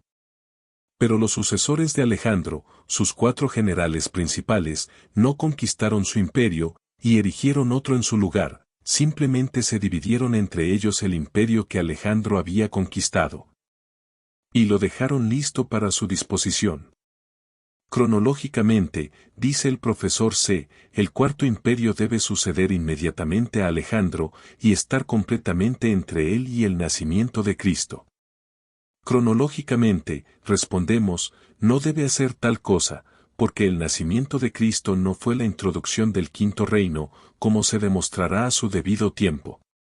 Aquí él pasa por alto casi toda la duración de la tercera división de la imagen, confundiéndola con la cuarta, y no da cabida al estado dividido del imperio griego, simbolizado por las 4 cabezas del leopardo del capítulo 7 y los 4 cuernos del macho cabrío del capítulo 8. Territorialmente, continúa el profesor C., el cuarto reino, debe buscarse en Asia Occidental, no en Europa, en general, en el mismo territorio donde se encontraban el primero, segundo y tercer reinos. ¿Por qué no en Europa?, preguntamos. Cada uno de los 3 primeros reinos poseía territorio que era peculiarmente suyo. ¿Por qué no el cuarto? La analogía requiere que así sea. ¿Y no era el tercer reino un reino europeo? Es decir, ¿no se levantó en territorio europeo y tomó su nombre de la tierra de su nacimiento? ¿Por qué no, entonces, ir un grado más al oeste para el lugar donde el cuarto gran reino debería ser fundado? ¿Y cómo ocupó Grecia el territorio del primer y segundo reinos? Solo por conquista. Y Roma hizo lo mismo. Por lo tanto, en cuanto a los requisitos territoriales de la teoría del profesor, Roma podría ser el cuarto reino tan verdaderamente como Grecia podría ser el tercero. Políticamente, añade, debería ser el sucesor inmediato del imperio de Alejandro, cambiando la dinastía, pero no las naciones. La analogía está en su contra aquí. Cada uno de los 3 primeros reinos se distinguía por su peculiar nacionalidad. El persa no era el mismo que el babilonio, ni el griego el mismo que ninguno de los 2 que lo precedieron. Ahora bien, la analogía requiere que el cuarto reino, en lugar de estar compuesto por un fragmento de este imperio griego, debe poseer una nacionalidad propia, distinta de las otras 3. Y esto lo encontramos en el reino romano, y solo en él. Pero 3. La gran falacia que subyace a todo este sistema de mala interpretación es la teoría demasiado comúnmente enseñada de que el reino de Dios fue establecido en el primer advenimiento de Cristo. Se puede ver fácilmente cuán fatal para esta teoría es la aceptación de que el cuarto imperio es Roma. Porque iba a ser después de la división de ese cuarto imperio que el Dios del cielo iba a establecer su reino. Pero la división del Imperio Romano en 10 partes no se había realizado antes del año 476 después de Cristo, consecuentemente, El reino de Dios no podría haber sido establecido en el primer advenimiento de Cristo, casi 500 años antes de esa fecha. Por lo tanto, desde su punto de vista, no debe permitirse que Roma sea el reino en cuestión, aunque responda admirablemente a la profecía en todos los aspectos. La posición de que el reino de Dios fue establecido en los días en que Cristo estaba en la tierra, debe, según estos intérpretes, mantenerse a toda costa. Tal es el terreno en el que algunos expositores parecen, al menos, razonar. Y es con el fin de mantener esta teoría que nuestro autor reduce el tercer gran imperio del mundo al insignificante periodo de unos 8 años. Y para ello, se esfuerza en demostrar que el cuarto imperio universal estaba en pleno apogeo durante un periodo en el que la providencia de Dios no hacía más que rellenar los trazos del tercero. Para ello, presume de fijar los puntos de tiempo entre los que debemos buscar el cuarto, aunque la profecía no trata de fechas en absoluto, y luego cualquier reino que se encuentre dentro de su tiempo especificado, que él establece como el cuarto reino, se esfuerza por torcer la profecía para que se ajuste a su interpretación, independientemente de cuánto mejor material pueda encontrar fuera de su pequeño cerco, para responder al cumplimiento del registro profético. ¿Es este curso lógico? No, los reinos son las grandes características de la profecía, y debemos buscarlos, y cuando los encontramos, debemos aceptarlos, sea cual sea su cronología o ubicación. Dejemos que ellos gobiernen el tiempo y el lugar, no que el tiempo y el lugar los gobiernen. Pero ese punto de vista que es la causa de toda esta mala aplicación y confusión, es pura suposición. Cristo no golpeó la imagen en su primera venida. Y mírenla. Cuando la piedra golpea a la imagen en sus pies, la imagen se rompe en pedazos. Se utiliza la violencia. El efecto es inmediato. La imagen se convierte como en paja. ¿Y luego qué? ¿Es absorbida por la piedra y gradualmente incorporada a ella? Nada de eso. Es soplada, removida, como un material incompatible y no disponible, y no se encuentra ningún lugar para ella. El territorio es completamente despejado, y luego la piedra se convierte en una montaña, y llena toda la tierra. Ahora, ¿qué idea debemos atribuir a este trabajo de golpear y romper en pedazos? ¿Es un trabajo amable, pacífico y silencioso? ¿O es una manifestación de venganza y violencia? ¿Cómo se sucedieron los reinos de la profecía el uno al otro? Fue a través de la violencia y el estruendo de la guerra, el choque de los ejércitos y el rugido de la batalla. Ruido confuso y vestimentas revueltas en sangre, relataba la fuerza y la violencia con la que una nación había sido sometida por otra. Sin embargo, todo esto no se llama golpear o romper en pedazos. Cuando Persia conquistó Babilonia, y Grecia Persia, ninguno de los imperios conquistados se dice que se rompió en pedazos, aunque fueron aplastados bajo el abrumador poder de una nación hostil. Pero cuando llegamos a la introducción del quinto reino, la imagen es golpeada con violencia, es despedazada, y tan dispersa y borrada que no se encuentra lugar para ella. Y ahora, ¿qué debemos entender por esto? Debemos entender que aquí se produce una escena en la que se manifiesta mucha más violencia, fuerza y poder que la que acompaña al derrocamiento de una nación por otra a través de la lucha de la guerra. Que la última no es digna ni siquiera de mención en conexión con ella. El sometimiento de una nación por otra mediante la guerra, es una escena de paz y quietud en comparación con lo que sucede cuando la imagen es despedazada por la piedra cortada de la montaña sin manos. Sin embargo, ¿qué significado le da la teoría bajo observación a este golpe de la imagen? La introducción pacífica del Evangelio de Cristo. La silenciosa difusión de la luz de la verdad. La reunión de unos pocos de las naciones de la tierra, para prepararse mediante la obediencia a la verdad, para su segunda venida y reino. La tranquila y sin pretensión formación de una iglesia cristiana, una iglesia que ha sido dominada, perseguida y oprimida por los poderes arrogantes y triunfantes de la tierra desde ese día hasta este. Y esto es el golpe de la imagen.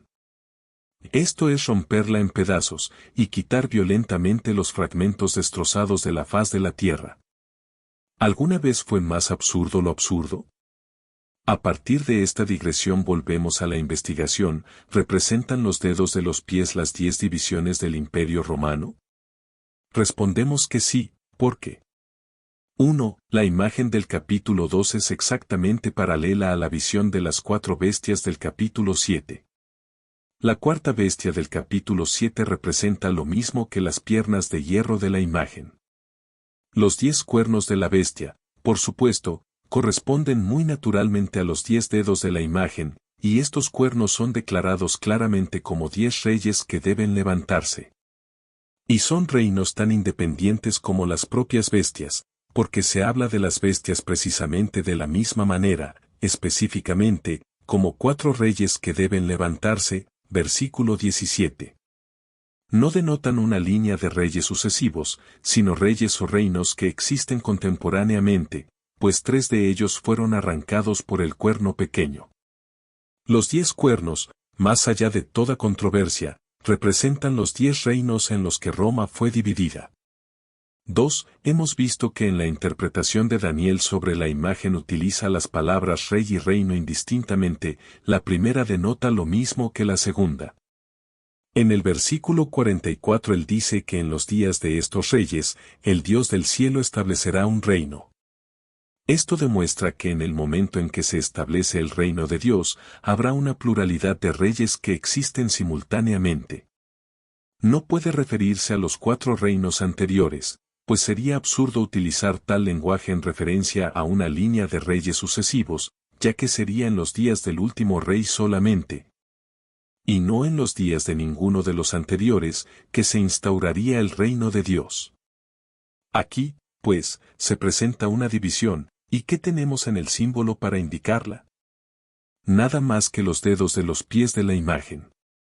A menos que se encarguen de ello, nos quedamos totalmente en la oscuridad en cuanto a la naturaleza y el alcance de la división que la profecía muestra que existió. Suponer esto sería hacer una seria atribución a la profecía en sí misma. Por lo tanto, llegamos a la conclusión de que los 10 dedos de la imagen denotan las 10 partes en las que fue dividido el Imperio Romano.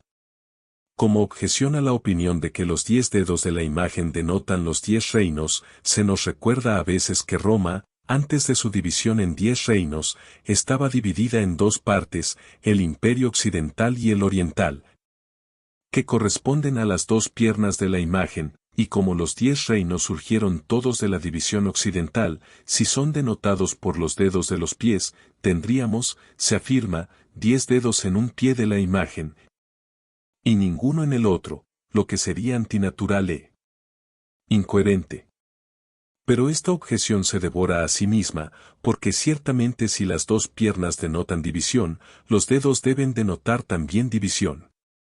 Sería inconsistente decir que las piernas simbolizan división, pero los dedos no. Pero si los dedos de los pies indican división en algo, no puede ser otra cosa que la división de Roma en 10 partes. La falacia, sin embargo, que forma la base de esta objeción, es la opinión de que las 2 piernas de la imagen sí significan la separación del Imperio Romano en sus divisiones oriental y occidental. A este punto de vista hay varias objeciones. 1. Las 2 piernas de hierro simbolizan a Roma, no solamente durante sus últimos años, sino desde el principio de su existencia como nación, y si estas piernas denotan división, entonces el reino debería haber estado dividido desde el principio de su historia. Esta afirmación es sostenida por los otros símbolos. Así, la división, es decir, los 2 elementos, del reino persa, denotada por los 2 cuernos del carnero, Daniel 8:20, también por la elevación del oso sobre un lado, Daniel 7:5. Y tal vez por los 2 brazos de la imagen de este capítulo, existió desde el principio. La división del reino griego, denotada por los 4 cuernos del macho cabrío y las 4 cabezas del leopardo, se remonta dentro de los 8 años del momento en que se introdujo en la profecía. Así que Roma debería haber sido dividida desde el principio, si las piernas denotan división, en lugar de permanecer como una unidad durante casi 600 años. Y separarse en sus divisiones oriental y occidental solo unos pocos años antes de su disolución final en 10 reinos. 2. Esta división en dos grandes partes no se indica en los otros símbolos bajo los cuales se representa a Roma en el libro de Daniel, a saber, la gran y terrible bestia de Daniel 7 y el pequeño cuerno del capítulo 8. Por lo tanto, es razonable concluir que las dos piernas de la imagen no fueron diseñadas para representar tal división. Pero se puede preguntar, ¿por qué no suponer que las dos piernas indican división además de los dedos de los pies? ¿No sería tan inconsistente decir que los dedos del pie denotan división y las piernas no, como decir que las piernas denotan división y los dedos no? Respondemos que la profecía en sí misma debe regir nuestras conclusiones en este asunto, y mientras que no dice nada de la división en relación con las piernas, sí introduce el tema de la división cuando bajamos a los pies y a los dedos de los pies. Dice, y mientras que viste los pies y los dedos, parte de barro de alfarero y parte de hierro, el reino estará dividido. No puede haber división, o al menos no se dice que haya habido ninguna, hasta que se introduce el elemento debilitador del barro, y no encontramos esto hasta que llegamos a los pies y a los dedos de los pies. Pero no debemos entender que el barro denota una división y el hierro la otra, porque después de que la prolongada unidad del reino se rompió, ninguno de los fragmentos era tan fuerte como el hierro original. Pero todos estaban en un estado de debilidad denotado por la mezcla de hierro y barro. La conclusión es inevitable, por lo tanto, que el profeta ha declarado aquí la causa del efecto. La introducción de la debilidad del elemento de barro, al llegar a los pies, dio lugar a la división del reino en 10 partes, como se representa por los 10 dedos de los pies, y este resultado, o la división, es más que insinuado en la repentina mención de una pluralidad de reyes contemporáneos. Por lo tanto, aunque no encontramos ninguna evidencia de que las piernas denoten división, pero sí serias objeciones contra tal punto de vista, si encontramos, creemos. Una buena razón para suponer que los dedos de los pies denotan división, como aquí se afirma. 3. Cada una de las 4 monarquías tenía su propio territorio particular, que era el reino propiamente dicho, y en el que debemos buscar los principales acontecimientos de su historia ensombrecidos por el símbolo. Por lo tanto, no debemos buscar las divisiones del Imperio Romano en el territorio antes ocupado por Babilonia, Persia o Grecia, sino en el territorio propio del reino romano, que era lo que finalmente se conoció como el Imperio Occidental. Roma conquistó el mundo, pero el reino de Roma propiamente dicho estaba al oeste de Grecia. Eso es lo que se representaba con las piernas de hierro. Allí, entonces, buscamos los 10 reinos, y allí los encontramos. No estamos obligados a mutilar o deformar el símbolo para que sea una representación adecuada y exacta de los acontecimientos históricos. Versículo 43. Y donde veas hierro mezclado con fangoso barro, se mezclarán con la simiente de los hombres, pero no se unirán entre sí, como el hierro no se mezcla con el barro. Con Roma cayó el último de los imperios universales pertenecientes a este mundo en su estado actual. Hasta entonces los elementos de la sociedad habían sido tales que era posible que una nación, elevándose por encima de sus vecinos en destreza, valentía y ciencia de la guerra, los uniera uno tras otro a las ruedas de sus carros hasta que todos se consolidaran en un vasto imperio, y un hombre sentado en el trono dominante pudiera enviar su voluntad como ley a todas las naciones de la tierra. Cuando Roma cayó, tales posibilidades desaparecieron para siempre. Aplastada bajo el peso de sus vastas proporciones, se desmoronó en pedazos, para no volver a unirse nunca más. El hierro se mezcló con el barro. Sus elementos perdieron el poder de cohesión y ningún hombre o combinación de hombres puede volver a consolidarlos. Este punto está tan bien expuesto por otro que nos complace citar sus palabras: de este estado dividido, parte la primera fuerza del imperio, pero no como lo habían hecho los otros. Ningún otro reino había de sucederle, como ocurrió con los 3 que le precedieron. Continuaría dividido en 10 partes, hasta que el reino de piedra lo golpeara en sus pies, los rompiera en pedazos y los dispersara como el viento hace con la paja de la era de verano. Sin embargo, a lo largo de todo este tiempo, una parte de su fuerza permanecería. Y así dice el profeta, y como los dedos de los pies eran en parte de hierro y en parte de barro, así el reino será en parte fuerte y en parte débil. Versículo 42. ¿Cómo podría, de otra manera, representar los hechos de forma tan sorprendente? Por más de 1400 años, ha existido esta división de 10 partes. Una y otra vez los hombres han soñado con levantar en estos dominios un poderoso reino. Carlomagno lo intentó. Carlos V lo intentó. Luis XVI lo intentó. Napoleón lo intentó. Pero ninguno tuvo éxito. Un solo versículo de la profecía era más fuerte que todas sus huestes.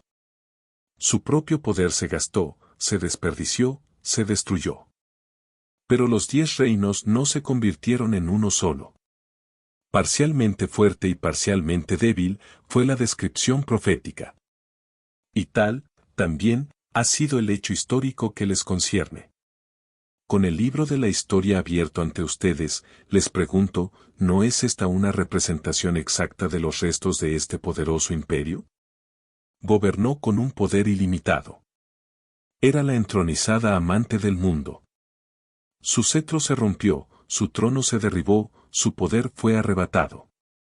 10 reinos se formaron a partir de ella, y roto como estaba entonces, todavía continúa, es decir, parcialmente roto, porque sus dimensiones todavía continúan como cuando el reino de hierro se puso de pie. Y entonces es parcialmente fuerte, es decir, conserva, incluso en su estado de ruptura, la suficiente fuerza de hierro para resistir todos los intentos de moldear sus partes juntas. Esto no será, dice la palabra de Dios. Esto no ha sido, responde el libro de la historia. Pero entonces los hombres pueden decir, queda otro plan. Si la fuerza no puede servir, la diplomacia y las razones de Estado pueden, las probaremos. Y así la profecía lo presagia cuando dice, se mezclarán con la semilla de los hombres, es decir, se formarán matrimonios, con la esperanza de consolidar su poder y, al final, unir estos reinos divididos en uno. ¿Y tendrá éxito este artificio? No.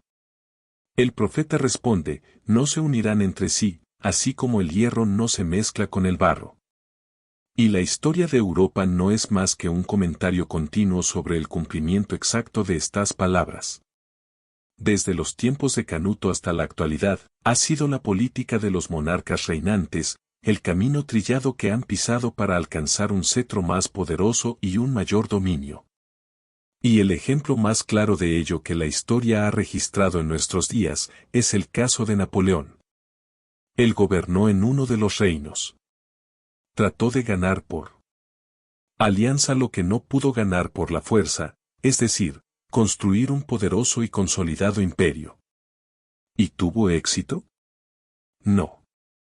El mismo poder con el que se alió, mostró su destrucción en las tropas de Blücher, en el campo de Waterloo.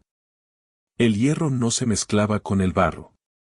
Los 10 reinos continúan todavía. Y sin embargo, si como resultado de estas alianzas o de otras causas, ese número se ve a veces perturbado, no tiene por qué sorprendernos. Es, de hecho, justo lo que la profecía parece pedir. El hierro fue mezclado con el barro. Durante una temporada, en la imagen, no se puede distinguir entre ellos. Pero no permanecerían así, no se pegarán el uno al otro. La naturaleza de las sustancias les prohíbe hacerlo en un caso, la palabra de la profecía en el otro.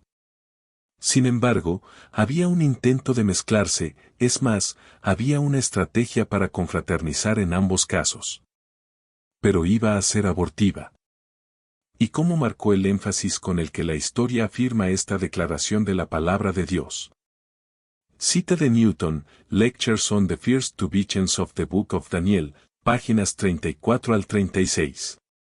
Aún, con todos estos hechos ante ellos, afirmando el irresistible poder de la providencia de Dios a través de los vuelcos y cambios de los siglos, los esfuerzos de los guerreros y la diplomacia e intrigas de las cortes y los reyes, Algunos expositores modernos han manifestado una incomprensión tan maravillosa de esta profecía como para predecir un futuro reino universal y señalar a un gobernante europeo. Incluso ahora de años menguantes y prestigio en declive, como el monarca destinado del mundo. Vano es el aliento que gastan en la promulgación de tal teoría, y engañosas las esperanzas o los temores que pueden lograr levantar sobre tal expectativa. Versículos 44 a 45. 44. Y en los días de estos reyes, el Dios del cielo establecerá un reino, que nunca será destruido, y el reino no será dejado a otros pueblos, sino que se romperá en pedazos y consumirá todos estos reinos. Y permanecerá de pie para siempre.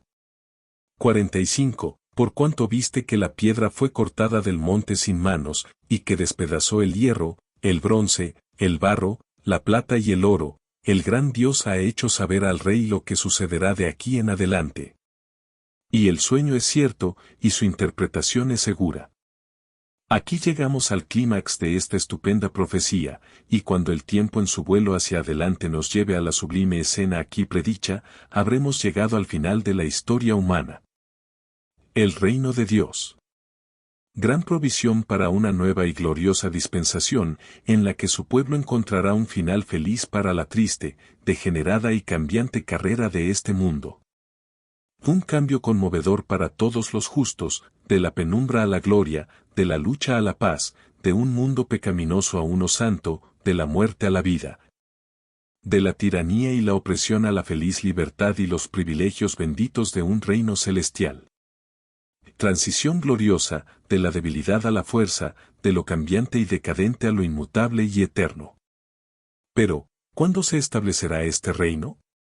¿Podemos esperar una respuesta a una pregunta tan importante para nuestra raza? Estas son las preguntas sobre las que la palabra de Dios no nos deja en la ignorancia, y aquí se ve el valor supremo de esta bendición celestial. No decimos que el tiempo exacto se revela, enfatizamos el hecho de que no se da a conocer, ni en esta ni en ninguna otra profecía. Pero se da una aproximación tan cercana de manera que la generación que verá el establecimiento de este reino podrá distinguir su aproximación infaliblemente, y hacer esa preparación que les dará derecho a compartir todas sus glorias.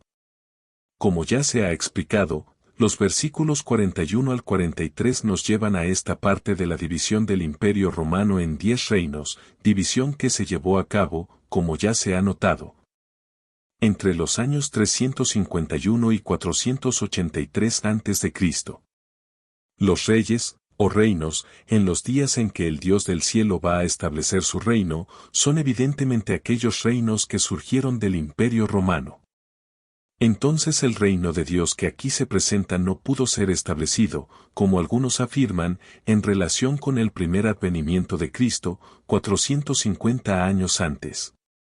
Pero tanto si aplicamos esta división a los 10 reinos como si no, es cierto que algún tipo de división debía tener lugar en el Imperio Romano antes de que el reino de Dios se estableciera. Ya que la profecía declara expresamente, el reino será dividido. Y esto es igualmente fatal para la opinión popular, porque después de la unificación de los primeros elementos del poder romano hasta los días de Cristo, no hubo ninguna división del reino, ni durante sus días, ni durante muchos años después, tuvo lugar tal cosa. Las guerras civiles no eran divisiones del imperio, eran solo los esfuerzos de individuos que adoraban en el santuario de la ambición, para obtener el control supremo del imperio. Las pequeñas revueltas ocasionales de provincias distantes, reprimidas como con el poder, y casi con la velocidad de un rayo, no constituían una división del reino. Y esto es todo lo que se puede señalar como una interferencia en la unidad del reino, por más de 300 años de los días después de Cristo. Esta única consideración es suficiente para refutar para siempre la opinión de que el reino de Dios, que constituye el quinto reino de esta serie, tal como se expone en Daniel 2, se estableció al comienzo de la era cristiana. Pero un pensamiento más puede estar a la vista. 1. Este quinto reino, entonces, no pudo haber sido establecido en el primer advenimiento de Cristo, porque no debía existir contemporáneamente con los gobiernos terrenales, sino que debe sucederlos. Así como el segundo reino sucedió al primero, el tercero al segundo y el cuarto al tercero, por violencia y derrocamiento, así el quinto sucede al cuarto. No existe al mismo tiempo con él. El cuarto reino es destruido primero, se eliminan los fragmentos, se despeja el territorio, y luego el quinto se establece como un reino sucesor en el orden del tiempo. Pero la Iglesia ha existido contemporáneamente con los gobiernos terrenales desde que se formaron los gobiernos terrenales. Hubo una Iglesia en los días de Abel, en los de Enoc, en los de Noé, en los de Abraham, y así hasta el presente. No, la Iglesia no es la piedra que golpeó la imagen en los pies. Existió demasiado temprano en el tiempo, y el trabajo en el que está comprometida no es el de golpear y derrocar gobiernos terrenales. 2. El quinto reino se introduce por la piedra que golpea la imagen.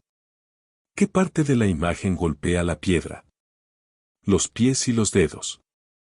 Pero estos no se desarrollaron hasta 4 siglos y medio después de la crucifixión de Cristo. La imagen, en el momento de la crucifixión, solo estaba desarrollada hasta los muslos, por así decirlo, y si el reino de Dios estaba allí establecido, si allí la piedra golpeaba la imagen, lo hacía sobre los muslos. No sobre los pies, donde la profecía sitúa el golpe. 3. La piedra que hiere a la imagen es cortada, no con manos, del monte. Las notas marginales de la Biblia King James indican que no estaba en la mano. Esto muestra que el golpe no es hecho por un agente que actúa por otro, no por la Iglesia, por ejemplo, en las manos de Cristo, sino que es un trabajo que el Señor hace por su propio poder divino, sin ninguna agencia humana. 4. Una vez más, el reino de Dios es puesto ante la Iglesia como un asunto de esperanza. El Señor no enseñó a sus discípulos una oración que en 2 o 3 años quedaría obsoleta. La petición puede ascender tan apropiadamente desde los labios del paciente y esperanzado rebaño en estos últimos días, como de los labios de sus primeros discípulos, venga tu reino. 5. Tenemos declaraciones de las Escrituras para establecer las siguientes proposiciones. 1. El reino aún era futuro en el momento de la última Pascua de nuestro Señor, Mateo 26-29. 2. Cristo no lo estableció antes de su ascensión, Hechos 1:6. 3. No puede ser heredado por carne o sangre, 1 Corintios 15:50. 4. Se trata de una promesa para los apóstoles, y para todos los que aman a Dios, Santiago 2:5. 5. Se promete en el futuro al pequeño rebaño, Lucas 12:32. 6. A través de mucha tribulación los santos entrarán en él, Hechos 14:22. 7. Se establecerá cuando Cristo juzgue a los vivos y a los muertos, 2 de Timoteo 4:1. 8. Esto será cuando venga en su gloria con todos sus santos ángeles, Mateo 25:31-34. Como argumento en contra del anterior punto de vista, puede preguntarse si la expresión reino de los cielos no se aplica, en el Nuevo Testamento, a la Iglesia. En algunos casos puede serlo, pero en otros, como es evidente, no puede serlo. En los textos decisivos mencionados anteriormente, que muestran que todavía era un asunto de promesa incluso después de que la Iglesia se estableciera plenamente, que la mortalidad no puede heredarla, y que solo debe establecerse en relación con la venida de nuestro Señor al juicio, la referencia no puede ser a ningún estado u organización aquí en la tierra. El objetivo que tenemos ante nosotros es determinar lo que constituye el reino de Daniel 2:44, y hemos visto que la profecía prohíbe totalmente que la apliquemos allí a la Iglesia, ya que por los términos de la propia profecía se nos prohíbe buscar ese reino hasta más de 400 años después de la crucifixión de Cristo y del establecimiento de la Iglesia del Evangelio. Por lo tanto, si en algunas expresiones del Nuevo Testamento la palabra reino se puede encontrar aplicada a la obra de la gracia de Dios o a la difusión del Evangelio, no puede ser en tales casos el reino que se presenta en Daniel. Eso solo puede ser el futuro reino literal de la gloria de Cristo que tan a menudo se muestra tanto en el Antiguo como en el Nuevo Testamento. Se puede objetar de nuevo que cuando la piedra golpea la imagen, el hierro, el bronce, la plata y el oro se rompen en pedazos a la vez, por lo tanto, la piedra debe haber golpeado la imagen cuando todas estas partes existían. En respuesta, preguntamos, ¿qué significa que se rompan en pedazos a la vez? ¿Significa la expresión que las mismas personas que constituyeron el reino del oro estarían vivas cuando la imagen se hizo pedazos? No, de lo contrario, la imagen solo cubre la duración de una sola generación. ¿Significa que ese sería un reino gobernante? No, porque hay una sucesión de reinos hasta el cuarto. En la suposición, entonces, de que el quinto reino fue establecido en el primer advenimiento, ¿en qué sentido el bronce, la plata y el oro existían entonces más que en la actualidad? ¿Se refiere al momento de la segunda resurrección, cuando todas estas naciones malvadas serán resucitadas?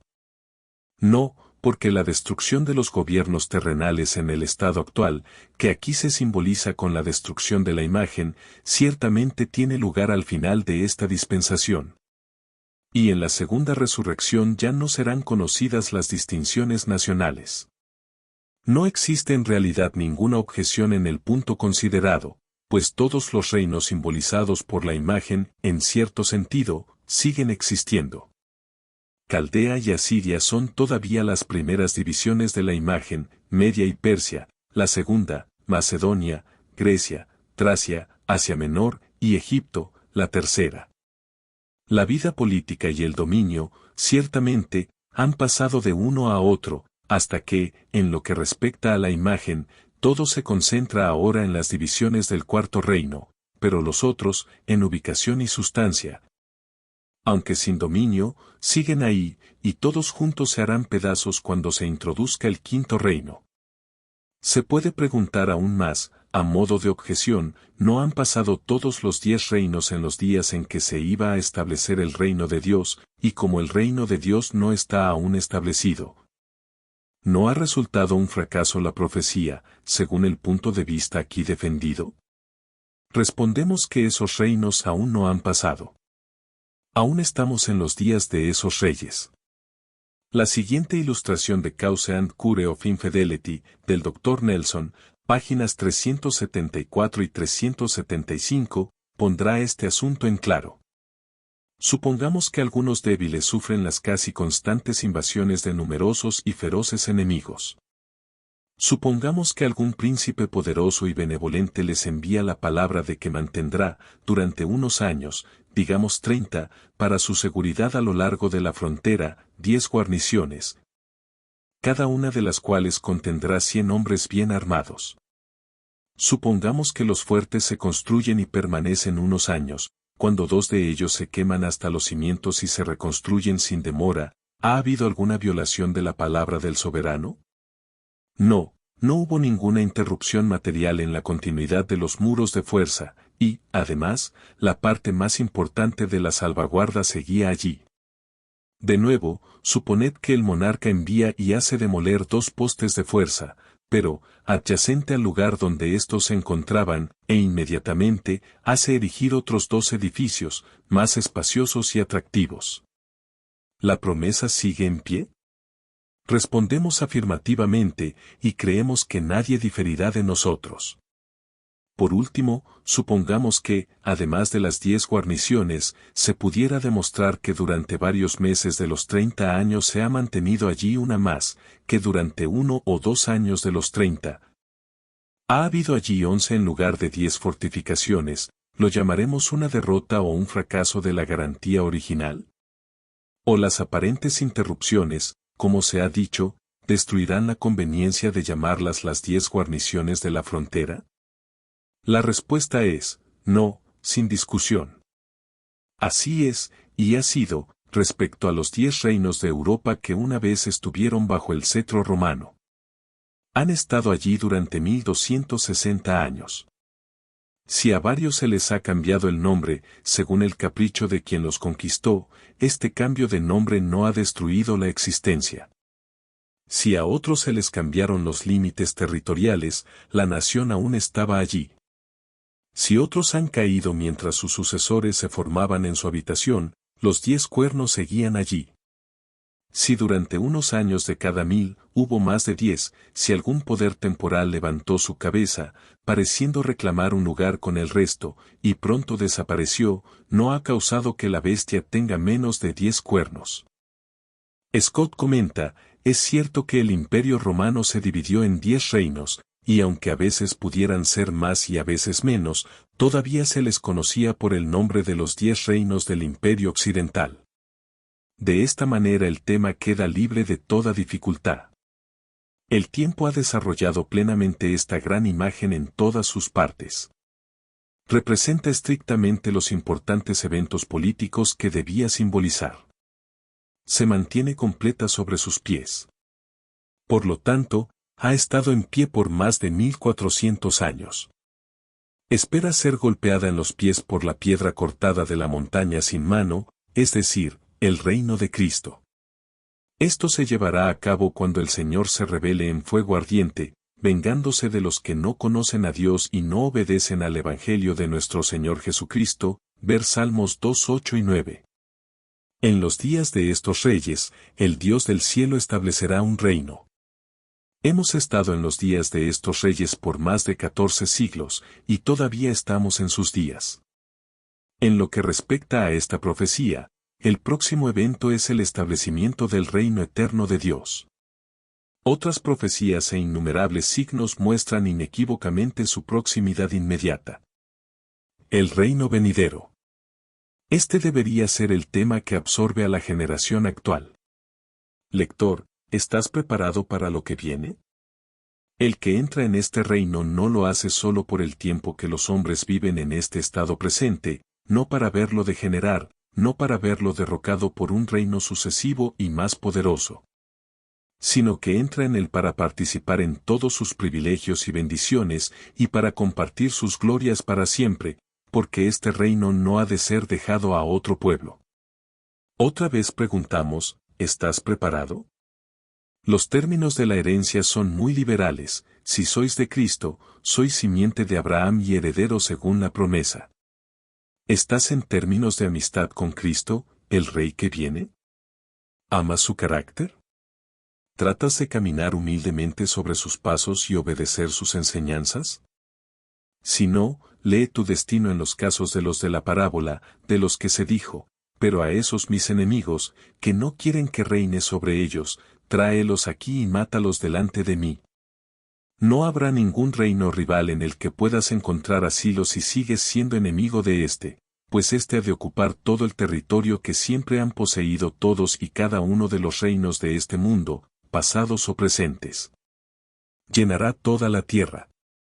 Felices aquellos a los que el legítimo soberano, el Rey que todo lo conquista, pueda decir al fin, venid, benditos de mi Padre, heredad el reino preparado para vosotros desde la fundación del mundo. Versículos 46 al 49. 46. Entonces el rey Nabucodonosor se postró sobre su rostro y se humilló ante Daniel, y ordenó que le ofrecieran una ofrenda y dulces olores.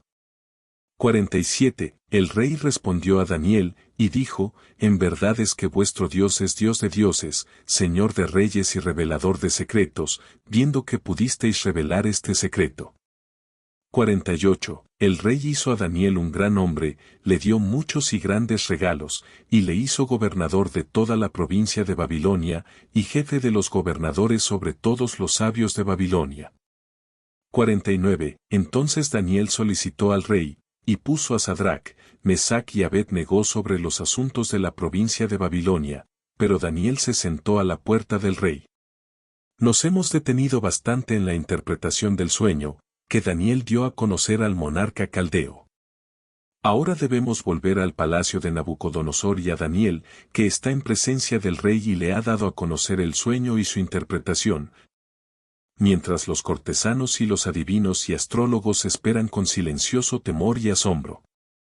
Era de esperar que un monarca ambicioso, elevado al más alto trono terrenal, y en pleno éxito ininterrumpido, apenas se atrevería a decir que su reino que sin duda esperaba ingenuamente que perdurara a través de todos los tiempos, iba a ser derrocado por otro pueblo.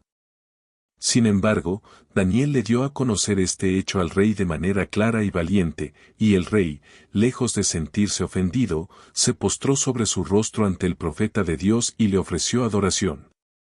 Sin duda, Daniel contrarrestó inmediatamente las órdenes que el rey emitió para pagarle los honores divinos. Que Daniel tuvo alguna comunicación con el rey que no está registrada aquí, es evidente en el versículo 47, el rey respondió a Daniel, etc. Y se puede deducir aún más que Daniel se esforzó por hacer que los sentimientos de reverencia del rey se desviaran hacia el Dios del cielo, ya que el rey responde, en verdad, vuestro Dios es Dios de dioses y un Señor de reyes. Entonces el rey hizo de Daniel un gran hombre. Hay dos cosas que en esta vida se supone que hacen grande a un hombre, y ambas las recibió Daniel del rey. 1. Riquezas. Un hombre es considerado grande si es un hombre rico, y leemos que el rey le dio muchos y grandes regalos. 2. Poder. Si junto con las riquezas un hombre tiene poder, ciertamente en la estimación popular se le considera un gran hombre, y el poder fue otorgado a Daniel en gran medida. Fue hecho gobernante de toda la provincia de Babilonia, y jefe de los gobernadores sobre todos los sabios de Babilonia. Así, rápida y abundantemente Daniel comenzó a ser recompensado por su fidelidad a su propia conciencia y a los requerimientos de Dios. Tan grande era el deseo de Balaam por los regalos de cierto rey pagano, que se esforzó por obtenerlos a pesar de la voluntad expresa del Señor en sentido contrario, y así fracasó estrepitosamente. Daniel no actuó con el fin de obtener estos regalos, sin embargo, al mantener su integridad con el Señor, fueron entregados en abundancia en sus manos.